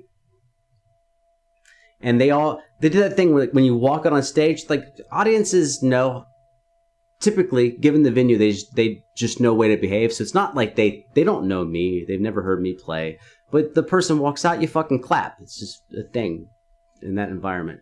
So I'm walking out with the guitar, got my tux on. Oh yeah, let's do our fucking thing. And they're like clapping. I'm like, oh my God, they're actually clapping. I haven't done anything yet. This is fucking awesome. And I sit down with the guitar and I put the guitar on my leg and it hits my wallet.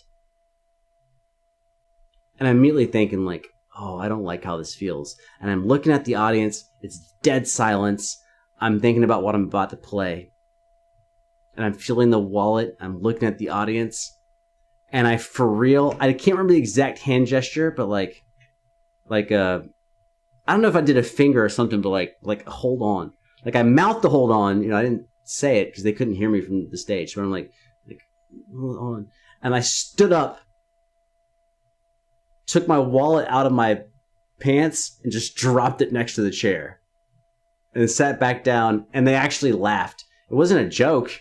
I needed to get the wallet out of the way. But it's one of those things I realized, oh my God, like if I have to have this wallet under my guitar for 15 minutes pushing into my thigh, there's no way I can play this. I'm 16. I'm freaking out. And I was like, I gotta get rid of the wallet. And until that moment, that's the first time in my life that I ever was like, oh, my wallet's a problem. And until you're like in the moment, you don't realize that you have like, oh, this is an issue. And there's bunches and bunches of those. Where do I look? Do I actually make eye contact with the people I can see? Depending on how bright the lights are, you can always see the first, 1 or 2 rows always. Do you actually look at each person? Do you look in the middle and then the left and the right? Some people have this weird one where they look above the audience. They're never looking at anyone, but the audience knows you're never looking at anyone, so that's kind of weird too. And if you're not going to look at people in the eye and you're not going to look above them, where are you looking? Are you going to look down at the ground? Are you going to look up in the air? My professor called me out on that once. He said, hey man, I want to know, did you put your music up on the ceiling? I was like, no. And he's like, well, then why the fuck are you always looking up in the ceiling? Didn't know I was doing that. You have to find a place to look. It's these other things that are beyond music, which is the visual aspect of music. So, yeah. Just because I saw both of them, the sax player and Diana, both having to be busy on stage for only 15 seconds. But that is an eternity on stage of we have to be busy, but neither of us is playing an instrument. Neither of us. Because if one person's playing, you can always look at the other person. So if the sax player is killing it, you can always look at the sax player and be like, that's some dope shit you're doing. Or if the sax player's not playing and the singer's playing, same thing. Look at the singer. Oh, wow, it's an amazing voice. But if neither are you playing, what are you going to look at? You're going to look at each other dancing? It seems trivial.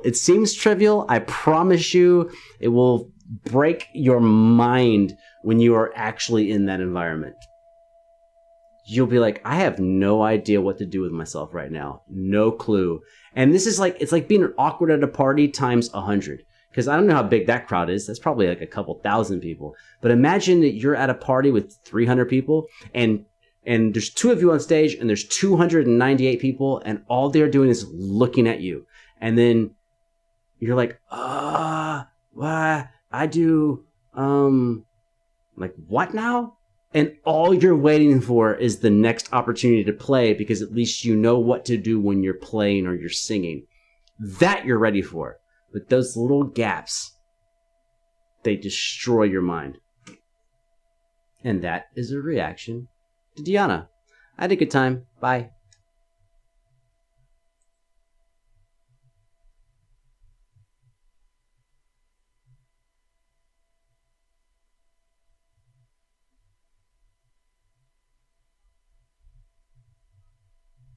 What the hell are y'all doing over there?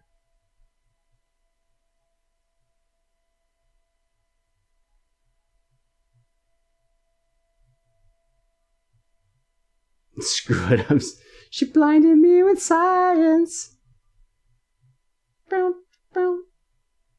talking about Exomol Gangster's Paradise. Is Exomol a group? I'm not going to do it now, but if it's what you say it is, I will definitely put it on the list, though. Exomol? Is that supposed to be an example? Wait, is my screen that ugly? Wait. Postmodern Jukebox. No, I've never listened to that. Postmodern Jukebox. 5 million subs? Holy fuck. No, I never have. Looks like I will, though, in the future.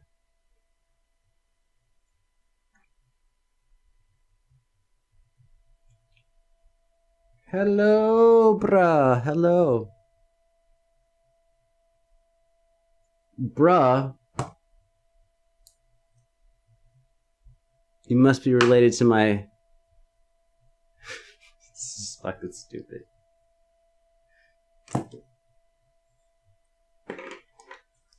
You must be related to the black and white version of you. The zebra! That's fucking stupid. It's fucking dumb. Yeah, I used a $5 monitor over here, so I can't really read everything. It's like on my third monitor, it's $5. So there's certain letters, and I'm like, oh, it says what? Zebra. It's good. It's not, but it's good.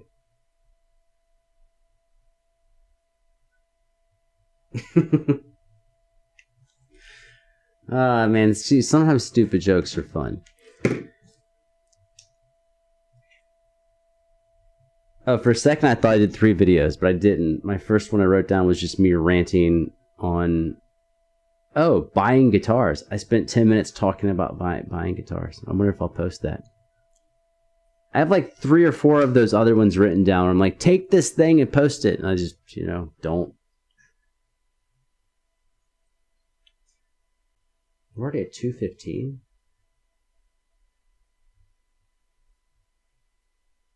Oh shit, we're getting like...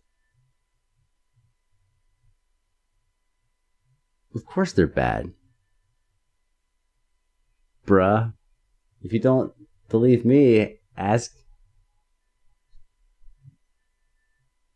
stripy guy over there.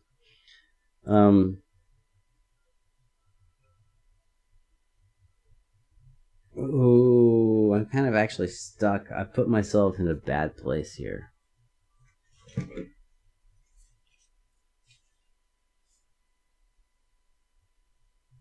Oh, there is an easy way out. Okay. There's a way I can mail it home.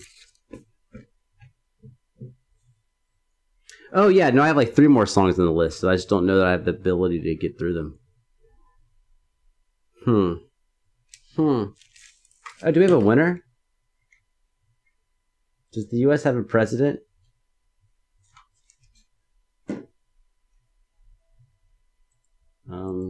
Election results? Oh, see, this is what I was talking about. That shit is getting close. It's like super close now. That shit is like super duper close.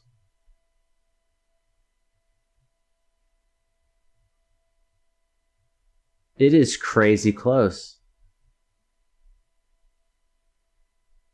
Wow. Wow.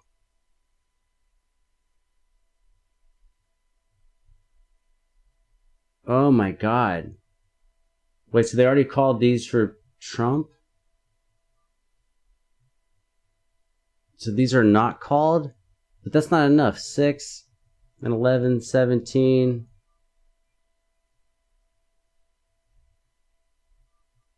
He's about to get reelected.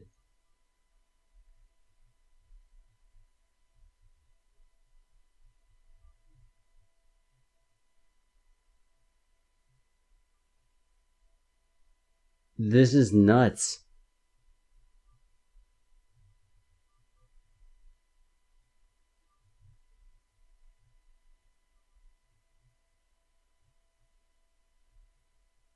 Wow. It's still extremely close.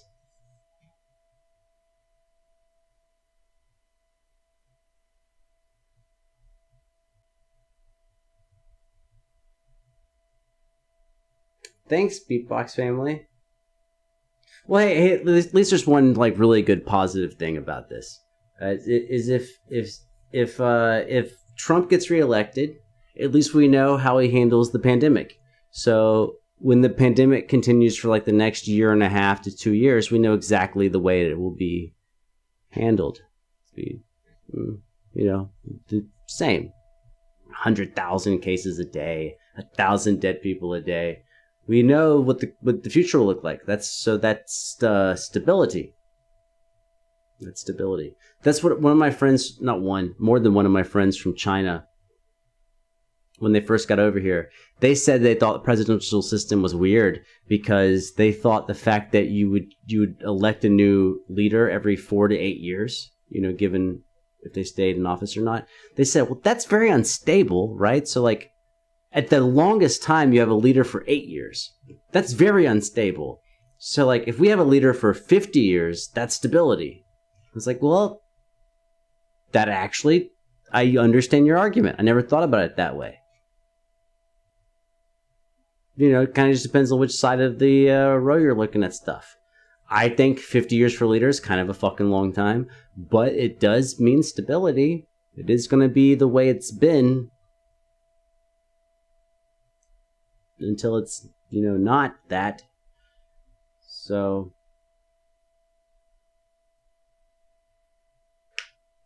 thanks, Julian.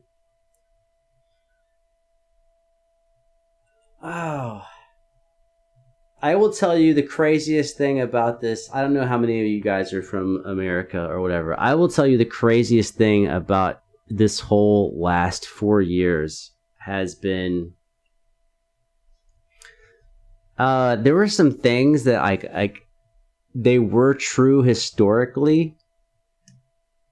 But okay, I told you a story about I was driving around in a truck and I was listening to cassette tapes, because it's way in the past. And that's historical. I was historically in a truck listening to 80s shit on a cassette deck. I would be led to believe that is not common now, that people are not really, driving around 1980s trucks listening to 80s music on cassette deck. Because that's historical, not current. There is some historical shit about our country that I thought was gone. And in the last 4 years, that shit has, holy fuck. It's all over the place. And you're like, I did not know we had this many people who felt the kind of way they feel. See how I'm being very ambiguous? I'm not saying anything. But shocked. Very shocked that there are as many people acting the way that they act about the things they act on. Pretty shocking. Pretty fucking shocking, man.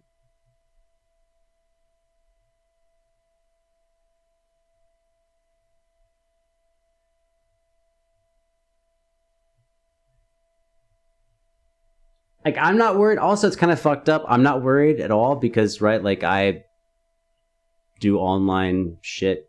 And so the COVID thing really hasn't been an issue for me at all because I was already heading online. That's already where I was pushing all of my energy.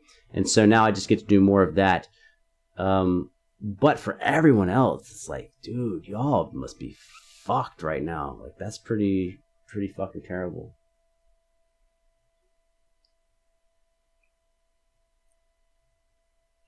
It's gonna be kind of nutty. Also, what's nutty is something I don't think is really talked about. I don't really hear people talking about is that actually I don't think a lot of the Republicans in Congress are on Trump's side.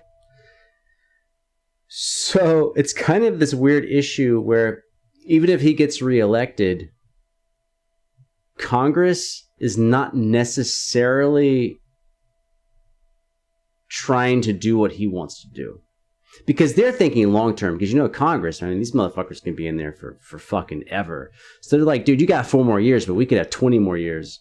Or 25 more years or whatever. 25 is not divisible by 4. But you know what I'm saying? And they're like, dude, we don't need to do what you say because you have a maximum of 4 more years. We are career politicians and we're going to be here for a long time. So it's kind of this weird thing where the Democrats, of course, Democrats are just not going to work with Republicans because they're assholes. Both sides are assholes. They're not going to work with anybody. But the Republicans don't necessarily want to do what Trump wants anyways because Trump is Trump. He's kind of his own guy. So it's kind of this weird thing, you know, where basically all of Congress is protecting their own ass, both sides. And I don't know. It's gonna be fucking really weird, man.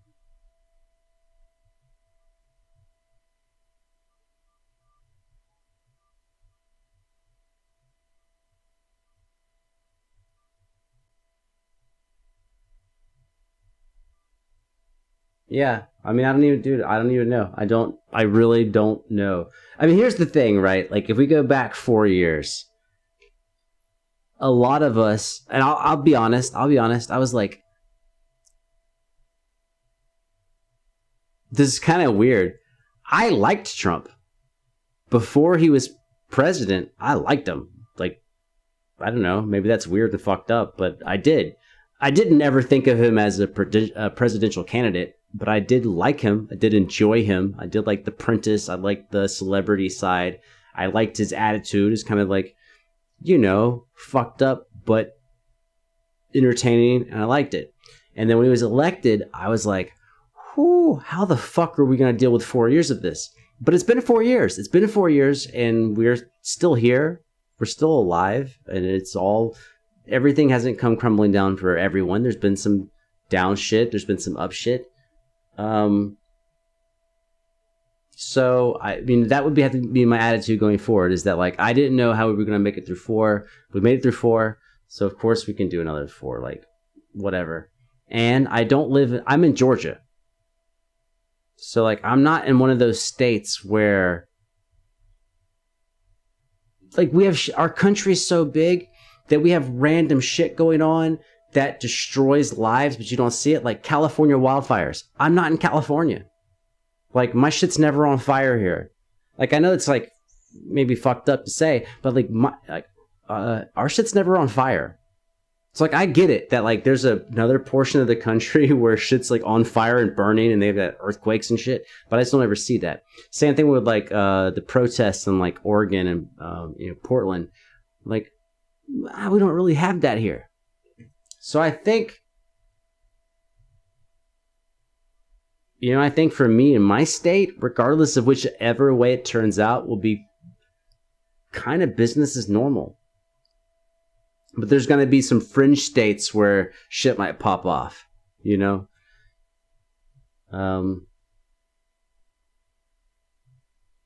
Yeah.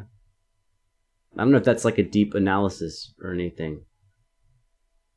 But it's kind of like, I don't know. I guess I'll make it more fucked up, which is that like, if 20 neighborhoods away, houses are on fire, you're like, that's 20 neighborhoods away. It's not until you see flames like near your neighborhood that you're freaked out. And here where I'm at in Georgia, like, none of that's really making it near us. Any of it. So, I mean, whatever you read on the news, maybe you read something, but there's not really anything going on. Like, maybe in Atlanta, maybe, but like, no, like here, like in little, suburban off counties in Georgia, it's pretty tame. And as you can see by the red on the map, we're pretty much landlocked. It's basically like all red allies all the way around. So, yeah.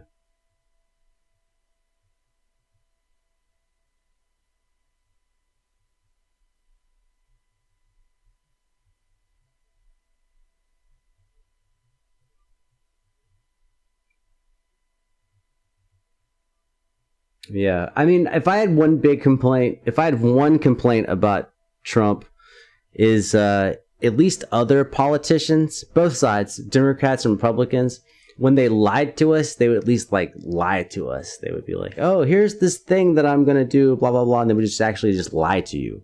But Trump just says the same thing every time. Hey, dude, what are you going to do? You can ask him about anything. What are you going to do about blue lighters? And he'd be like, let me tell you about blue lighters. Fantastic. They're the best. I've got some people. They're the best people. I'm talking to the best people on blue lighters. And what they're telling me is, We've got the best blue lighter response that's ever been seen to man. And then you can ask them anything. A pair of scissors, it's the same thing. We got the best scissor response. We got the most talented scissor people on the whole universe. And it's like, you're not even lying to me anymore. You're just taking the same paragraph and you're telling me the same paragraph about everything. We got the best COVID response. We got the best hospitals. We got the best taxes. We got the best economy. We got the best foreign relations. We got the best. It's all fantastic. It's huge. And I'm not just saying that. I know people who are really smart and they're all telling me it's the best. And I'm like, everything? You're telling me every single thing you've seen in 4 years is the best, most fantastic thing you've ever seen. And when you consult the experts, they also tell you it's the most. It's like, you're not even lying to me anymore. Like, you're like, lie to me. Tell me, like, these scissors, these are crafted from fucking titanium. We went to another planet. We sent space explorers and we harvested an ancient ore. You know, Superman, his planet. We got that from Superman. And I'm like, dude, at least I have a storyline. Like, at least, like, you're lying to me. Like, oh, I got some special magical scissors. But it's like the same thing on everything. So it's kind of weird. You know what Trump is? Trump is the presidential equivalent of a reaction channel.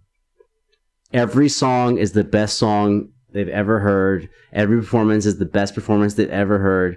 Every single thing is, oh my God, it's so good. It's the best fucking thing I've ever heard. And for some reason, I don't know how millions of people tune into that, but they love it. I'm like, dude, how could, like, honestly, you think the dude heard 1,100 songs and every song is the best song he's ever heard?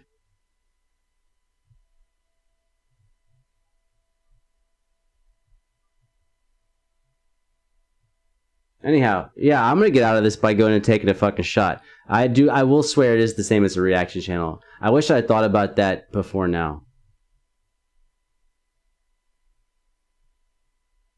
Every song is the dopest, most fantasticest, the best. I know people who know music, and they say that this song is the best song maybe ever written, could be the best ever, maybe, probably.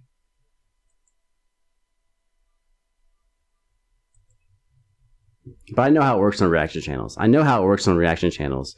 Which is that the entire audience doesn't tune into every video. The entire audience only tunes into the videos they like. So if I make a video about Megadeth, and a video about Slayer, and a video on Justin Bieber, and a video on rap, only the audience that likes Bieber clicks on Bieber, and only the one that likes rap clicks on rap. And so they don't hear me saying the same thing on every video because they don't tune into every video. That's how reaction channels get away with it. What's up, Eddie?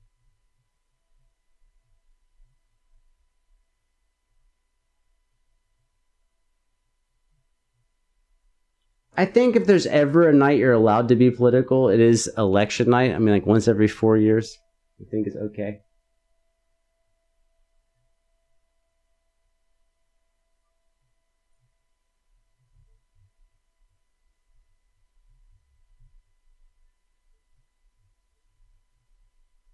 Ryan, I hope you didn't leave. But if you're here, I am going to use you as an example, which is we are living in a climate right now where he's here hanging out with we're doing reaction stuff. And if I voice a comment, if I voice an idea that he's not cool with, he got to leave. Really? Like, dude, if you love Donald Trump and you play great guitar, I'm just going to enjoy your guitar playing. I'm not going to be like, you like Trump? I can't deal with that. And we're in this weird place where it's like, oh, if I disagree with you, I can't like anything else that you do. That's a really strange way to behave. Thanks, Eddie.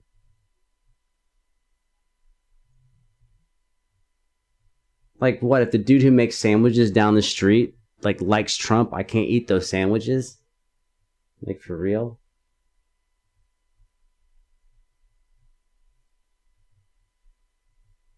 Yeah, it's so weird.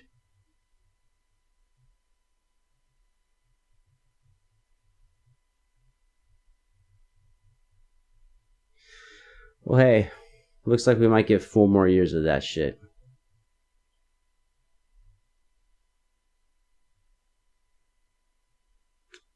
Mashed potato. I don't want to strike at you straight into your soul, but if I had to choose, I would choose sweet potato. I would go sweet potato, and then I would go fries / baked potato. Also good. Mad potato would be last on my list. I don't need an angry potato. Unless you mean mad like wicked, like tasty, like that's a mad, wicked potato. See, Ryan left too early. Now we're talking about potatoes. If he could have hung out for like 20 more seconds, he'd have made it. Dawn, how's it going? That's been interesting. We ran someone off talking about politics. Now we're talking about potatoes. They probably didn't see that coming, but they're already gone.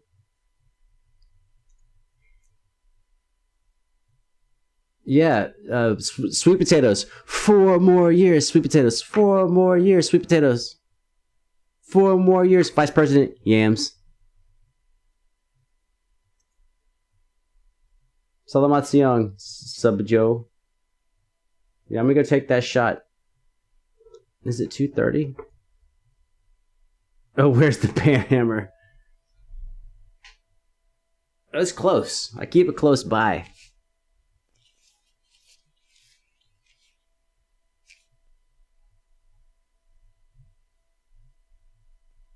I think it's kind of funny. I have to assume Ryan's not here because he's not commenting. He could be.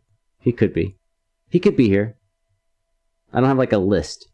But I think it's funny that the last thing I said was about Trump saying everything's like fantastic.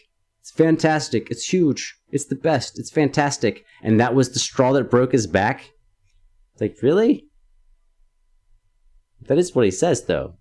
Isn't it? Some say the best. My Banhammer. It's going fantastic. People love the Banhammer. And I've been talking to people. They know Banhammers. And they say this Banhammer might be the greatest Banhammer we've ever seen. Could be. It's looking good. It's looking promising. Great Banhammer. Great Banhammer. You'll see. The people will tell you, fantastic Banhammer.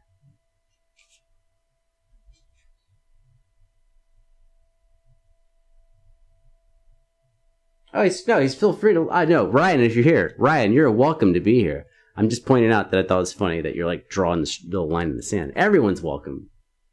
It's only the spammers, you know, and spammers got to go. Everyone else, you're welcome to fucking be here. Think what you think, whatever. This is not at all. You have to think the way the fucking I think at all. You know, fuck all that. I'm not about that 100 at all. It's just like if you're like, you know, 17 of the same sentence spamming me, you got to go. Everything else, you're welcome. If you're like, Ellis, you're the worst fucking human. I'm like, yeah, you're welcome. Stay here.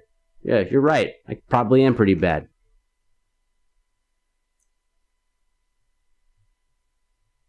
It is 2:30 in the a.m. Maybe I'm like the opposite of Trump. I'm like, I'm the worst, possibly the worst. I know people who know things, and I am maybe actually the worst. I look at other channels. I think I have a well-informed opinion. Probably the worst. Probably the dumbest channel on all of YouTube. Some say maybe the dumbest. They're probably right. Probably the dumbest channel on YouTube.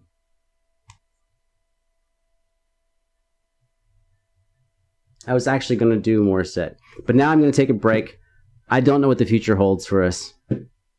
I actually meant that for the channel, but I guess you could extend that out very broadly. Very broad. Huge thing. Yeah, I cannot promise you that what you stay for will be worth it. But I can just turn on music and go take a break. Ooh, what's all this? Oh, whoa, this is an old list of stuff. Holy shit, I need to like mix this back in with my new list. Huh.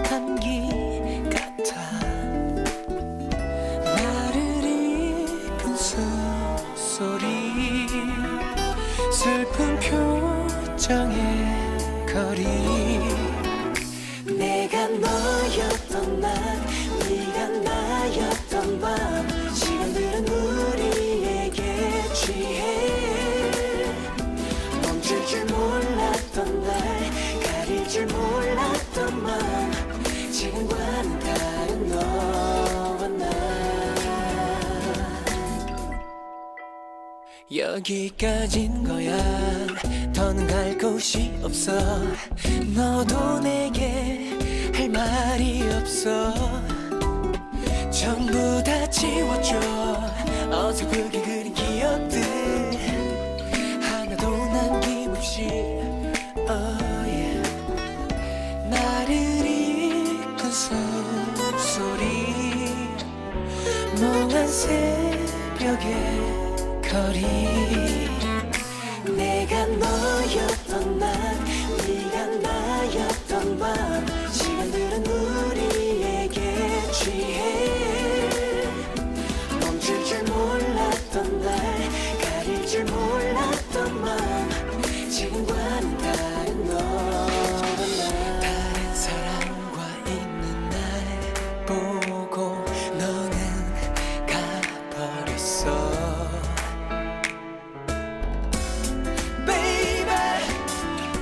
지금은 스쳐가줘 내 속에 있는 너는 남아있어줘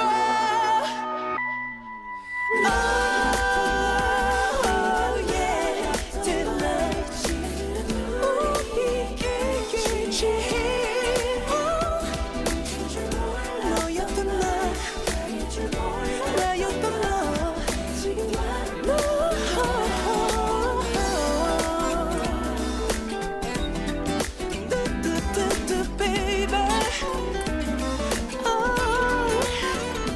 멈출 줄 알았다면 사랑을 알았다면 조금 달라졌을 너와 나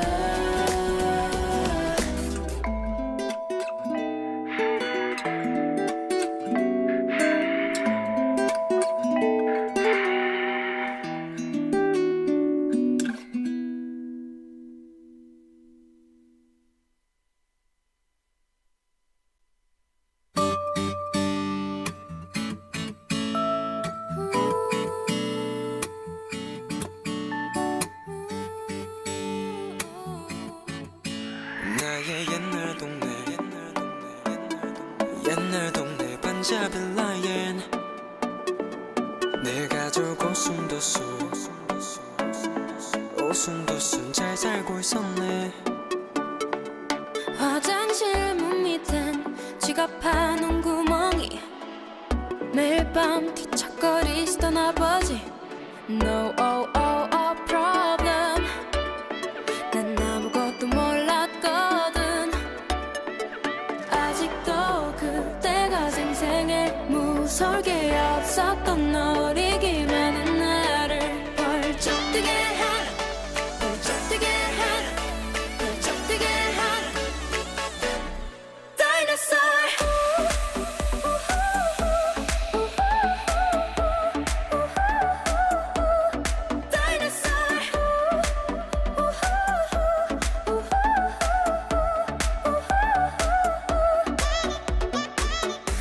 어릴 적 내 꿈에 나온 다이너소어 어릴 적 내 꿈에 나온 다이너소어 비명과 함께 깼네 내 가족이 다 같이 따스한 이보자리 두 발로 또 찾지 엄마는 날 안아줘 내 목 감추는 울먹임 TV 보며 진정하라 하셨지 깜빡깜빡거리네 까만 방이 번쩍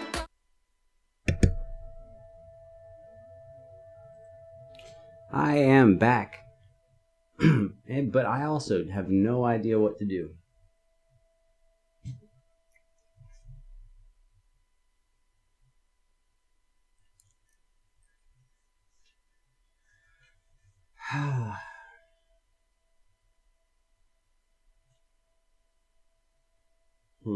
Oh, by the way, the next song was going to be EXO Bad Dream, but I just came back before that happened.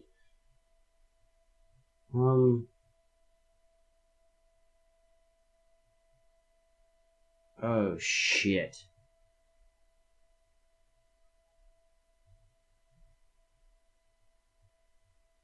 I'm gonna take a chance. We're gonna go out on something that hopefully will be epic, but it's so epic. Give me 60 seconds. I'll be right back, and we're gonna listen to something. I don't know if it's gonna be awesome, but it should be. But it's also gonna be 7.5 minutes long. Oh, here you can have some bad dream.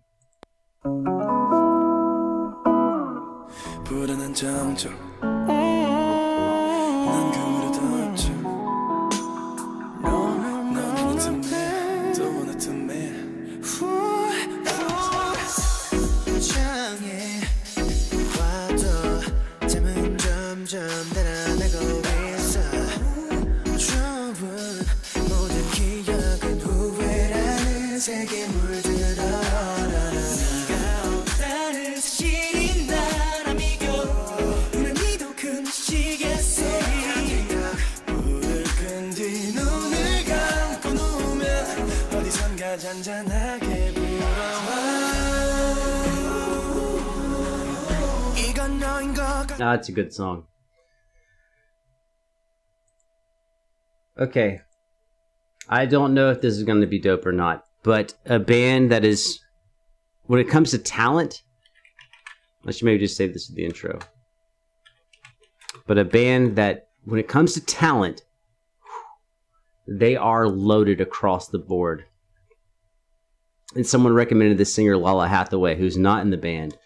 But Snarky Puppy is just absolutely phenomenal. And I mean, just whatever. I should just save this for the intro. But I don't know what song we're gonna get. When you have really talented musicians, sometimes they go, see, this is all shit that should just be in the intro.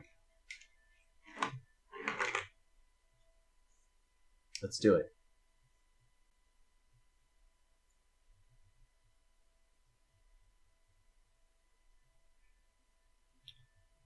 So hit the start button there and the start button here and the whatever, and we're all present.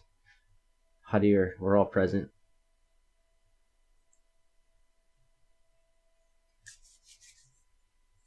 Okay, a strange reaction because my feelings about Snarky Puppy,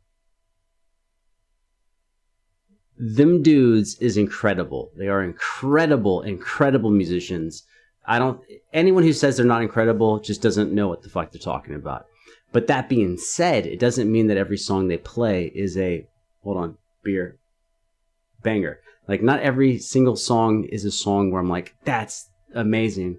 But when they are amazing, they are flat out, like, I don't know who I would put above them. Like, just killer. They have a giant cast of musicians, depending on like where they're playing and where the tour dates are, as far as who shows up and plays what things. But just absolutely amazing. Lala Hathaway, I have not heard, and it's been recommended to me, so I thought this is like two birds with one stone. Do a new Snarky Puppy track, and Lala Hathaway. Have no idea what's about to happen. But yes, I have seen Snarky Puppy live. Phenomenal. And I met Larnell Lewis, who was playing drums, just for a second. And very nice guy. And an amazing drummer. Let's see what's going on with Snarky Puppy. Featuring Lala Hathaway. No clue, man. No clue. Well, it's the first time only once, right? First time. Let's go.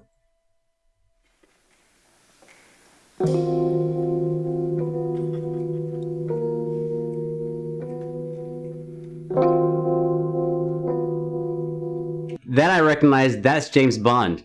That is James Bond being played very slowly. Against those chords in the background.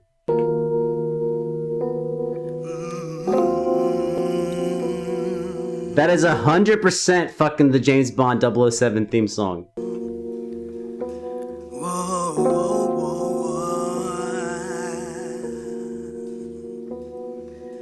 Ooh, it's something you and I have something.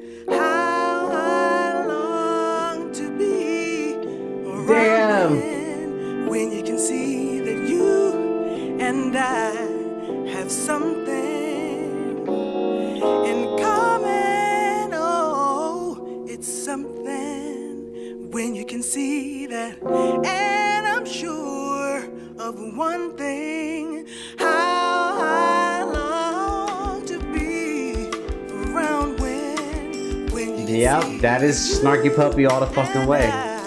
have something in common.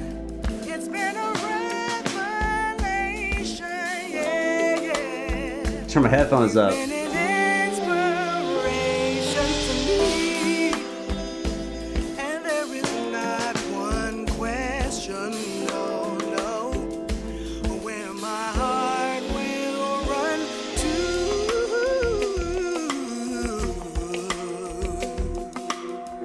It is kind of awesome that it's the whole backing track is 007.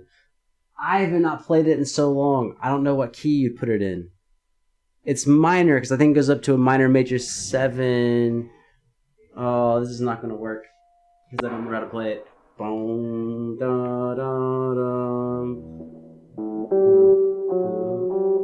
Nope. Da, da, da, da.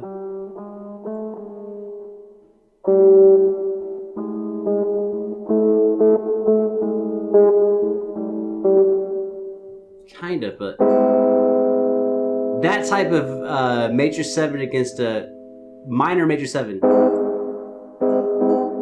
Sorry, I got too many effects on. But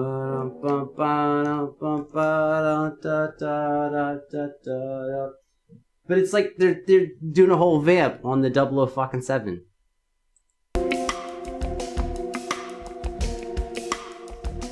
Oh, I can just copy him. If they would just leave the camera on the fucking guitar player, I could just steal it from him. Ooh, it's something. You and I have something. It's like they're playing an A flat. I don't wanna lose this one thing when you can see that you and I have something in common.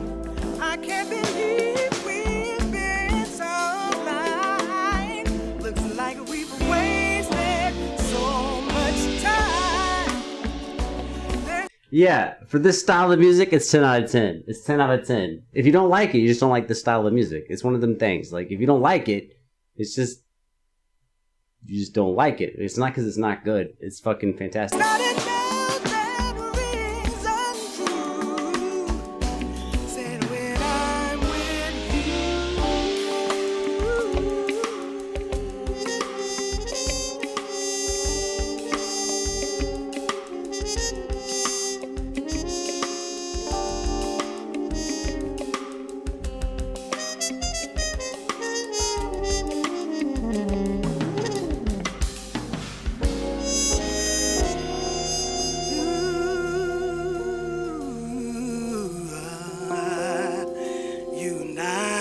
you and I. Oh. Oh, maybe it's up to the sharp 9 and down to the flat. Sorry, I'm distracted because, like, I actually, like, a long time ago, I forgot that I used to teach people, like, a 007 finger picking thing. And I forgot that I even did that until I'm hearing this. I'm like, well, wait a minute. No, I definitely know how to play it because you should teach it. But I don't remember what I did because it was, like, years and years and years ago. So I'm, like, trying to refigure that out while I'm also listening to the song.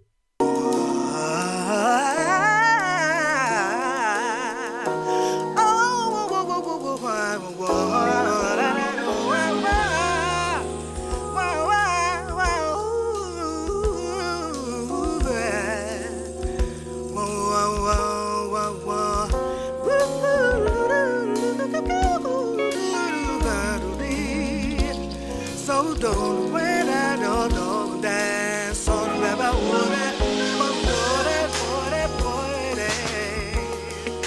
something in common.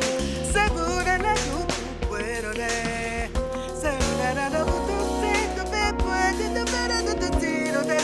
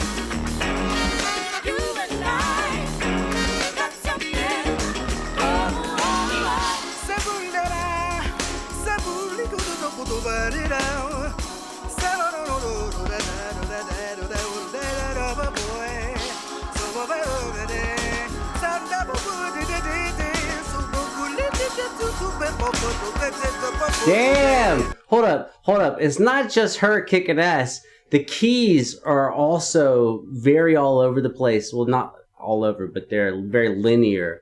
And so this is something I kind of mentioned in another video, which is reference pitches, where you can steal your intonation from the other instruments going around. Like in case you get like kind of lost for a second, you can pick up your pitch from other instruments. But when people are being all fucking jazzy and like the chords are moving around, you can't, when you're singing or whatever, you can't pick up your pitch from the keyboard player because he's not playing your home chord anymore. He's off in some distant Mars land. And so it's just basically like, how centered are you and how well do you know your orbit of notes? And she is like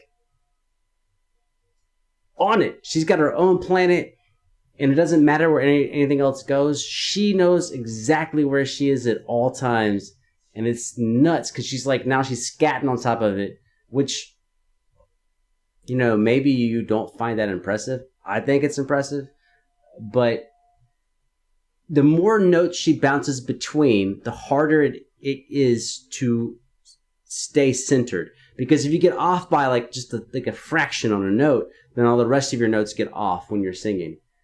But she can't refer back to the keyboard player or a guitar player. But the guitar player is not really playing big chords. He's doing more like fill bass runs and shit. But yeah, it's pretty fucking epic.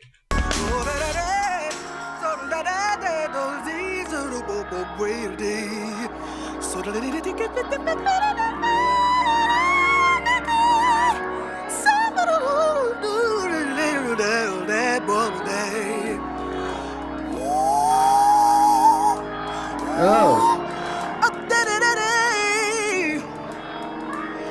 She said the double voice shit. She said the double voice shit. What? Hold on.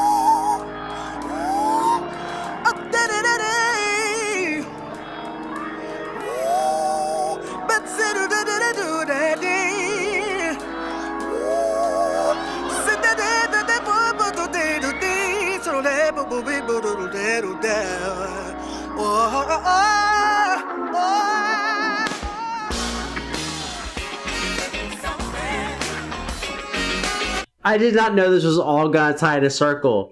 That shit that I heard on Beatbox for the last 2 months, I did not know that was gonna pop up as Snarky Puppy, and I'm sorry, y'all. Dude, I think she beat you. She punched you in the dick. I don't think it's close. Everyone from Beatbox, I'm sorry if you take this personally. All of y'all, she's on another planet. The best beatboxer vocalist I ever heard was actually here, and her name is Lala Hathaway. Yeah, dude, yeah. Holy shit.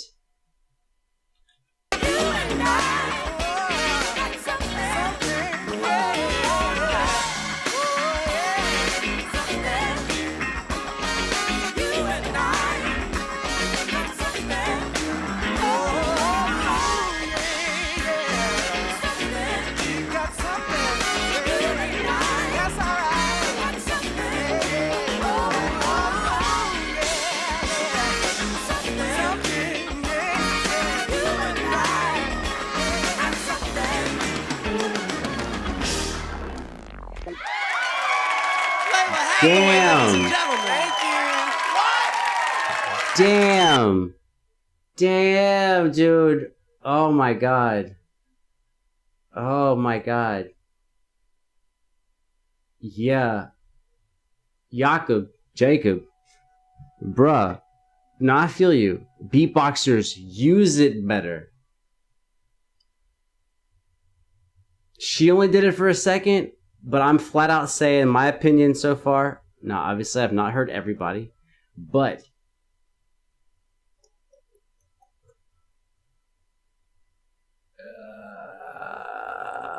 I don't care if I lose the entire beatboxing community. I have to be honest. Her vocal performance and her double voice is not close. When I say not close, let me go ahead and put a nail in the coffin. Take every beatboxer I've ever heard and combine them all into one stack, and her vocal ability is better than all of them all combined. To me, it's not close. It's not a close race. And if it is close to you, well, enjoy your perspective. That is a virtuoso singer. 10 out of 10. Timbre, rhythm, performance. Perfect on every single level. Now, again, like maybe you don't like the way she uses it. I respect that. Like maybe you want it in a different context. You want like a different avenue for her to deliver that. But if you're waiting for someone to sound better than that,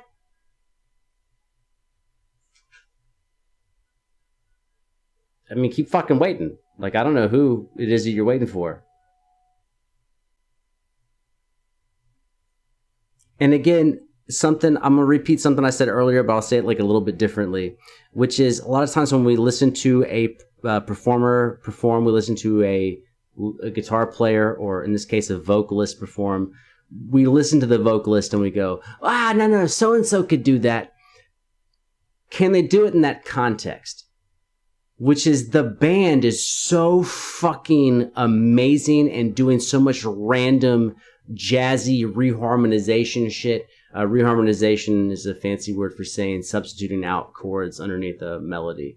So that you'd have a typical set of chords and the keyboardist or whatever goes off into a distant land and he's reharmonizing, he's chord substituting. And so you cannot rely on the band to be at home. You can only rely on yourself. And she relied on herself and she was anchored the whole time. Yeah. I got no bones about it. No bones about it. Dude, she's on another fucking... When I say like another level, I'm talking about between like black belt and grandmaster. They're both black belts, but you got black belt like you just got one, and grandmaster, you've been a black belt for like 15 fucking years. She's on, to me, another fucking wavelength.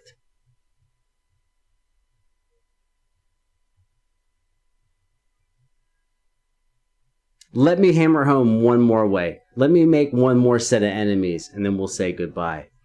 Which is, I would never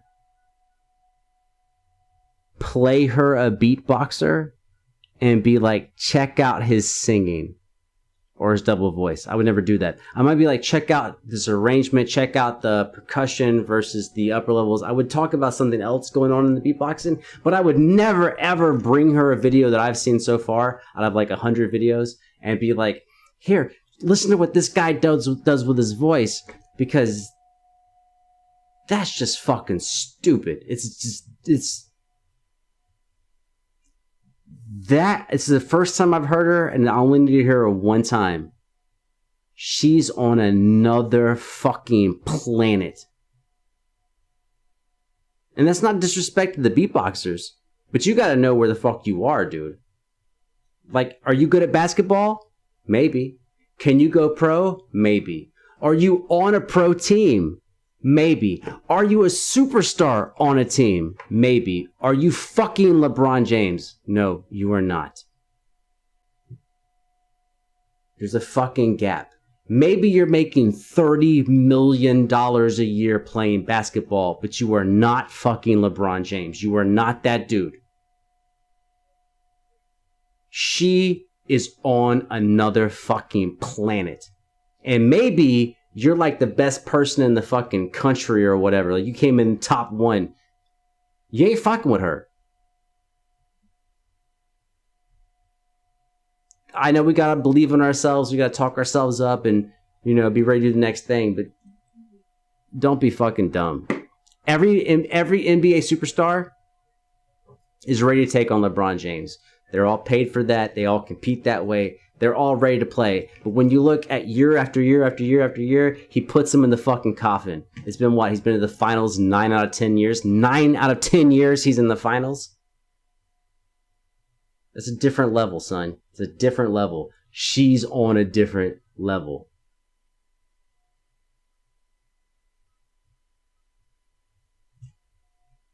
I don't know what else is to say.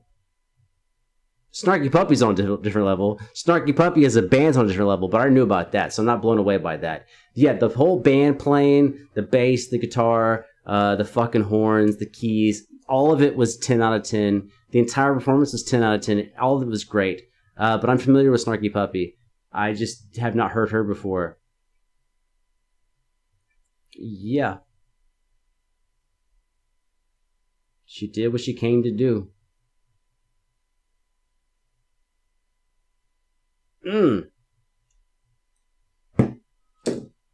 Done with the video. Peace.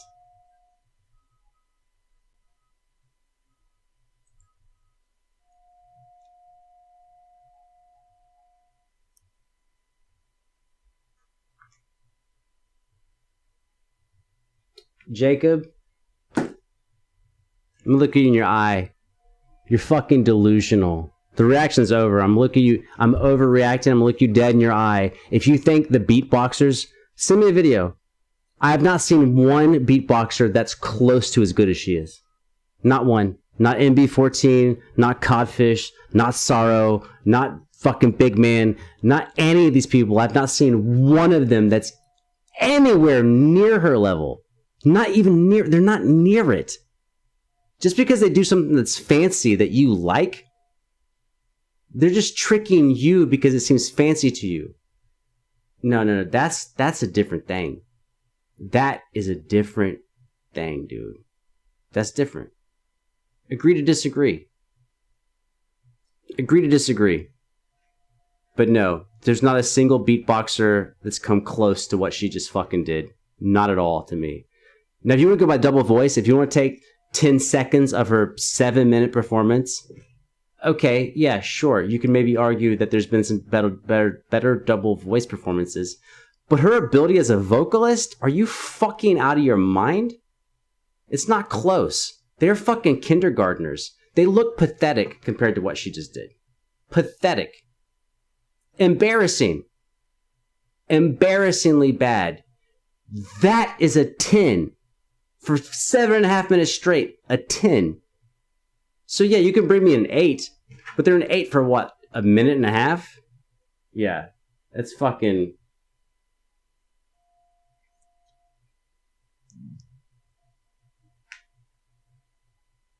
She's not good at what she does. Everything... Okay, whatever, dude. You and your little box, dude. All right, Jacob, we agree to disagree. You think if you offered this chick some money, you paid her $100,000, you say, hey, I want you to take $100,000, I want you to take 2 years, and I want you to tap beatboxers, you don't think she'd kill them? Just because she's not over there stomping on people doesn't mean she doesn't have that ability. That's like me, like, let's go back to LeBron James. Like, LeBron James couldn't beat me at horseshoes just because he doesn't play horseshoes. He doesn't focus on horseshoes. He would kill at horseshoes. He just doesn't play horseshoes. You think that she's got that much vocal talent? Oh, but she can't take on beatboxers. Really? I don't buy that at all. I don't buy that at all, man. A prime athlete is a prime athlete, and she's a prime vocal athlete. Give her a vocal obstacle. Here, start a GoFundMe. Start a GoFundMe and fund her some money. Fund her 10 grand to take on a beatboxer and watch what happens. Go to your group of people and you guys all throw in like $1 a piece or $2 a piece, raise up some money and bribe her to take on a beatboxer. She will annihilate your people. Why would you not do that? It only costs you $3. Get 10,000 people, raise $3 a person, $30,000, bribe her, be like, here's $30,000. We want you, send her some samples of whoever you want her to go against and be like, here's $30,000. We'll give you 6 months. We want you to go up against these people and see what she can do.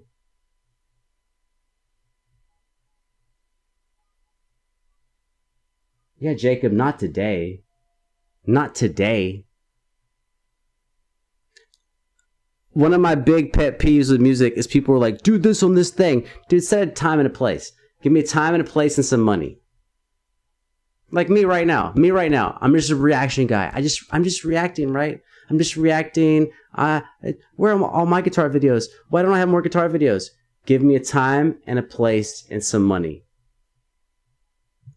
Hey, it's November 4th right now. How about you raise $50,000 and you tell me I have until November 4th next year. I have 1 year and we're going to be me versus the do for $50,000. And you tell me now so I can train for 1 year. And you see what version of me shows up on that day. Can I beat the do today? No, of course not. Can she beat a beatboxer today? No, she can't. But that's playing your game. Why don't you ask her? Tell her what the constraints are. What are the rules? Heavyweight boxing, you don't be like, hey, dude, let's fight on Thursday. They schedule it 4 months in advance, 6 months in advance so people can fucking train and get ready for the actual battle. So, hey, raise some money, put a date on it, put some money on it, get that money guaranteed, and then you'll see who actually shows up to that fucking event.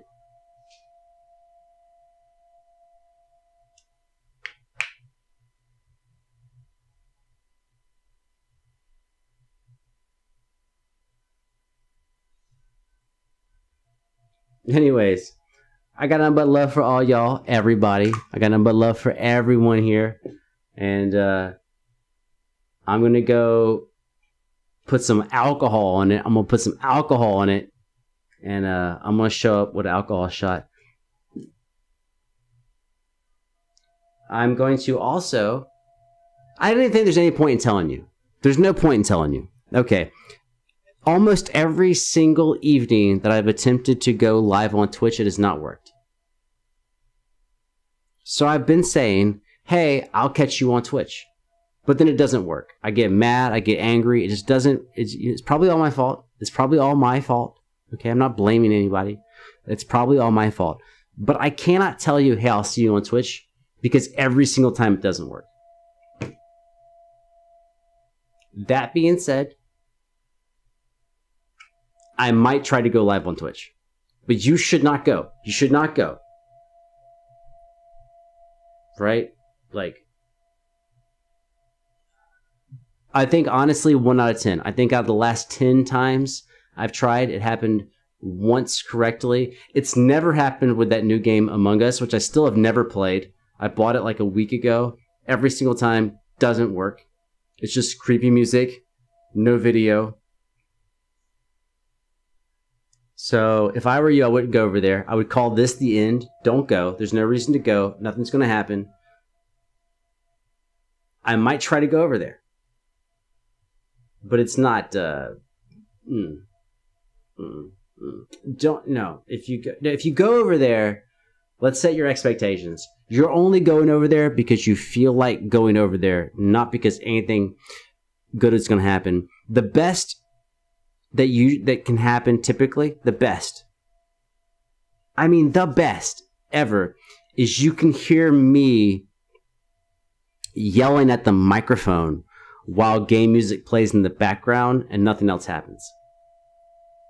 That's pretty much it. I'm like, why don't you work? What the fuck? yeah, blah, blah, blah. And you'll hear me like yelling at the screen capture and the OBS and the whatever. And I'm just like mad. And after about 8 to maybe 15 minutes, I just give the fuck up. And I'm like, fuck it. I don't give any fucks anymore. So if you want to witness that, that will probably be happening on Twitch. I'm guessing.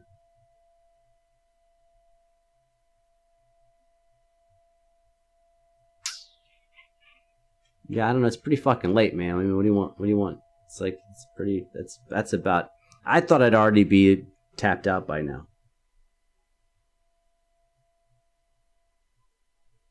Oh, wait, can I play da da da da da da on a guitar? Da da da da.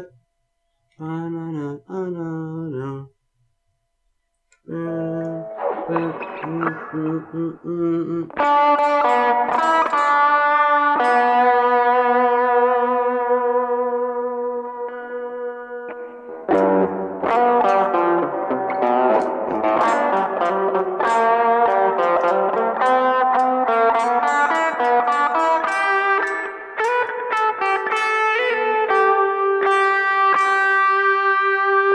Who plays guitar like that? No one plays guitar like that. Isn't, it's uncomfortable. It's a stupid way to play guitar.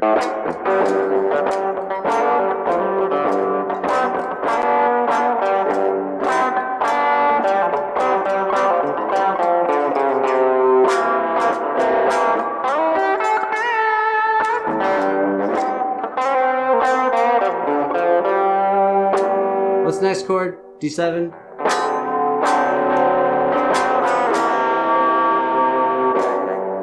It's so weird hearing it like through the fucking thing.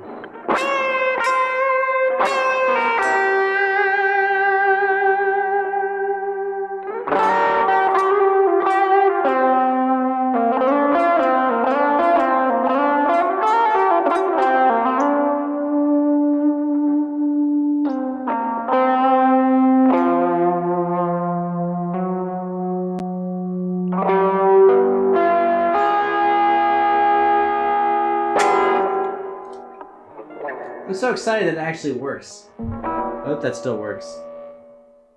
Anyways, we're fucking done here. We are so done. Nah, it's over. It's done. Because I don't, by the way, right, you know that I don't know how that sounds until, like, after this is all done, and well, number one, I have to remember that I actually played a guitar. That's its own challenge. Maybe I won't even remember that happened. 2, I have to go back to the video that got posted to YouTube and then listen to it back so I can hear what you heard. It makes me angry. How do people lose an entire community? Me, I'm how you lose an entire community. I managed to like make everyone, not everyone, but damn near everyone angry every day. Jacob, fucking love you, man. I will see you some other time. And when I argue with you, it's just for fun, man. It's just for shits and giggles, dude.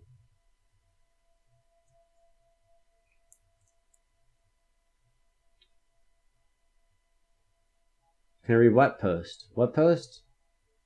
Can I read Garcia's last post? Where is it? You think Mariah's Dolphins register? Oh. Yeah, you're probably, okay. Well, I don't think I can argue with that, Garcia. You're saying Mariah Carey's dolphin register is more impressive than her double voice? I definitely can't, I can't argue with you on that. I mean, Mariah Carey is a phenomenal singer. I mean, for everything that's happened over time and, you know, how people view her as a pop singer and stuff like that, her actual vocal ability is, I think, pretty outstanding. Like, I think she's just a phenomenal singer. So, yeah, I can't really talk shit against that at all. I will say, though, I still think this performance is more impressive than Mariah Carey, just because there is an element of improvisation here. And when you are improvising lines, it's hard to be very... You can't have... you can't have the confidence you would normally have. So like even if you're playing something that's like a lot of notes, like you're playing like for me, I'm thinking like this Bach piece that had like one piece over, out of 12 pieces, there's one piece and there's like 2,000 non-repeating notes. But if it's the same 2,000 notes, you can drill them. You drill them and you drill them in sets, and you get better and better at being confident at them. And you're going to do this note at this time, and hopefully it's going to work this way. So that would be my counter to that, is that she does appear to be improvising. Now, do I know she's improvising? I don't know that. I can't be 100% certain of that. But, I mean, I do very much believe she's improvising a decent amount of that. There's just something, you get used to the language of improvisation, and like, I'm pretty sure she is improvising a certain amount of that. And she's attacking those improvised notes with the confidence of someone singing something that they've been planning to sing. So, yeah, but Mariah Carey's a fucking powerhouse. Like, there's no ifs, ands, or buts about that. She is, yeah. It's weird because I think it's really reflected on a lot of her earlier work. Like, way back. I don't even know didn't she have, like, hits in the late 80s? But yeah, Mariah Carey's. And then it went more pop, and then she had the pop stuff with the rap collabs and stuff. And maybe that made people look at her differently. But no, as a singer, no, Mariah Carey's fucking a murderer. Anyways.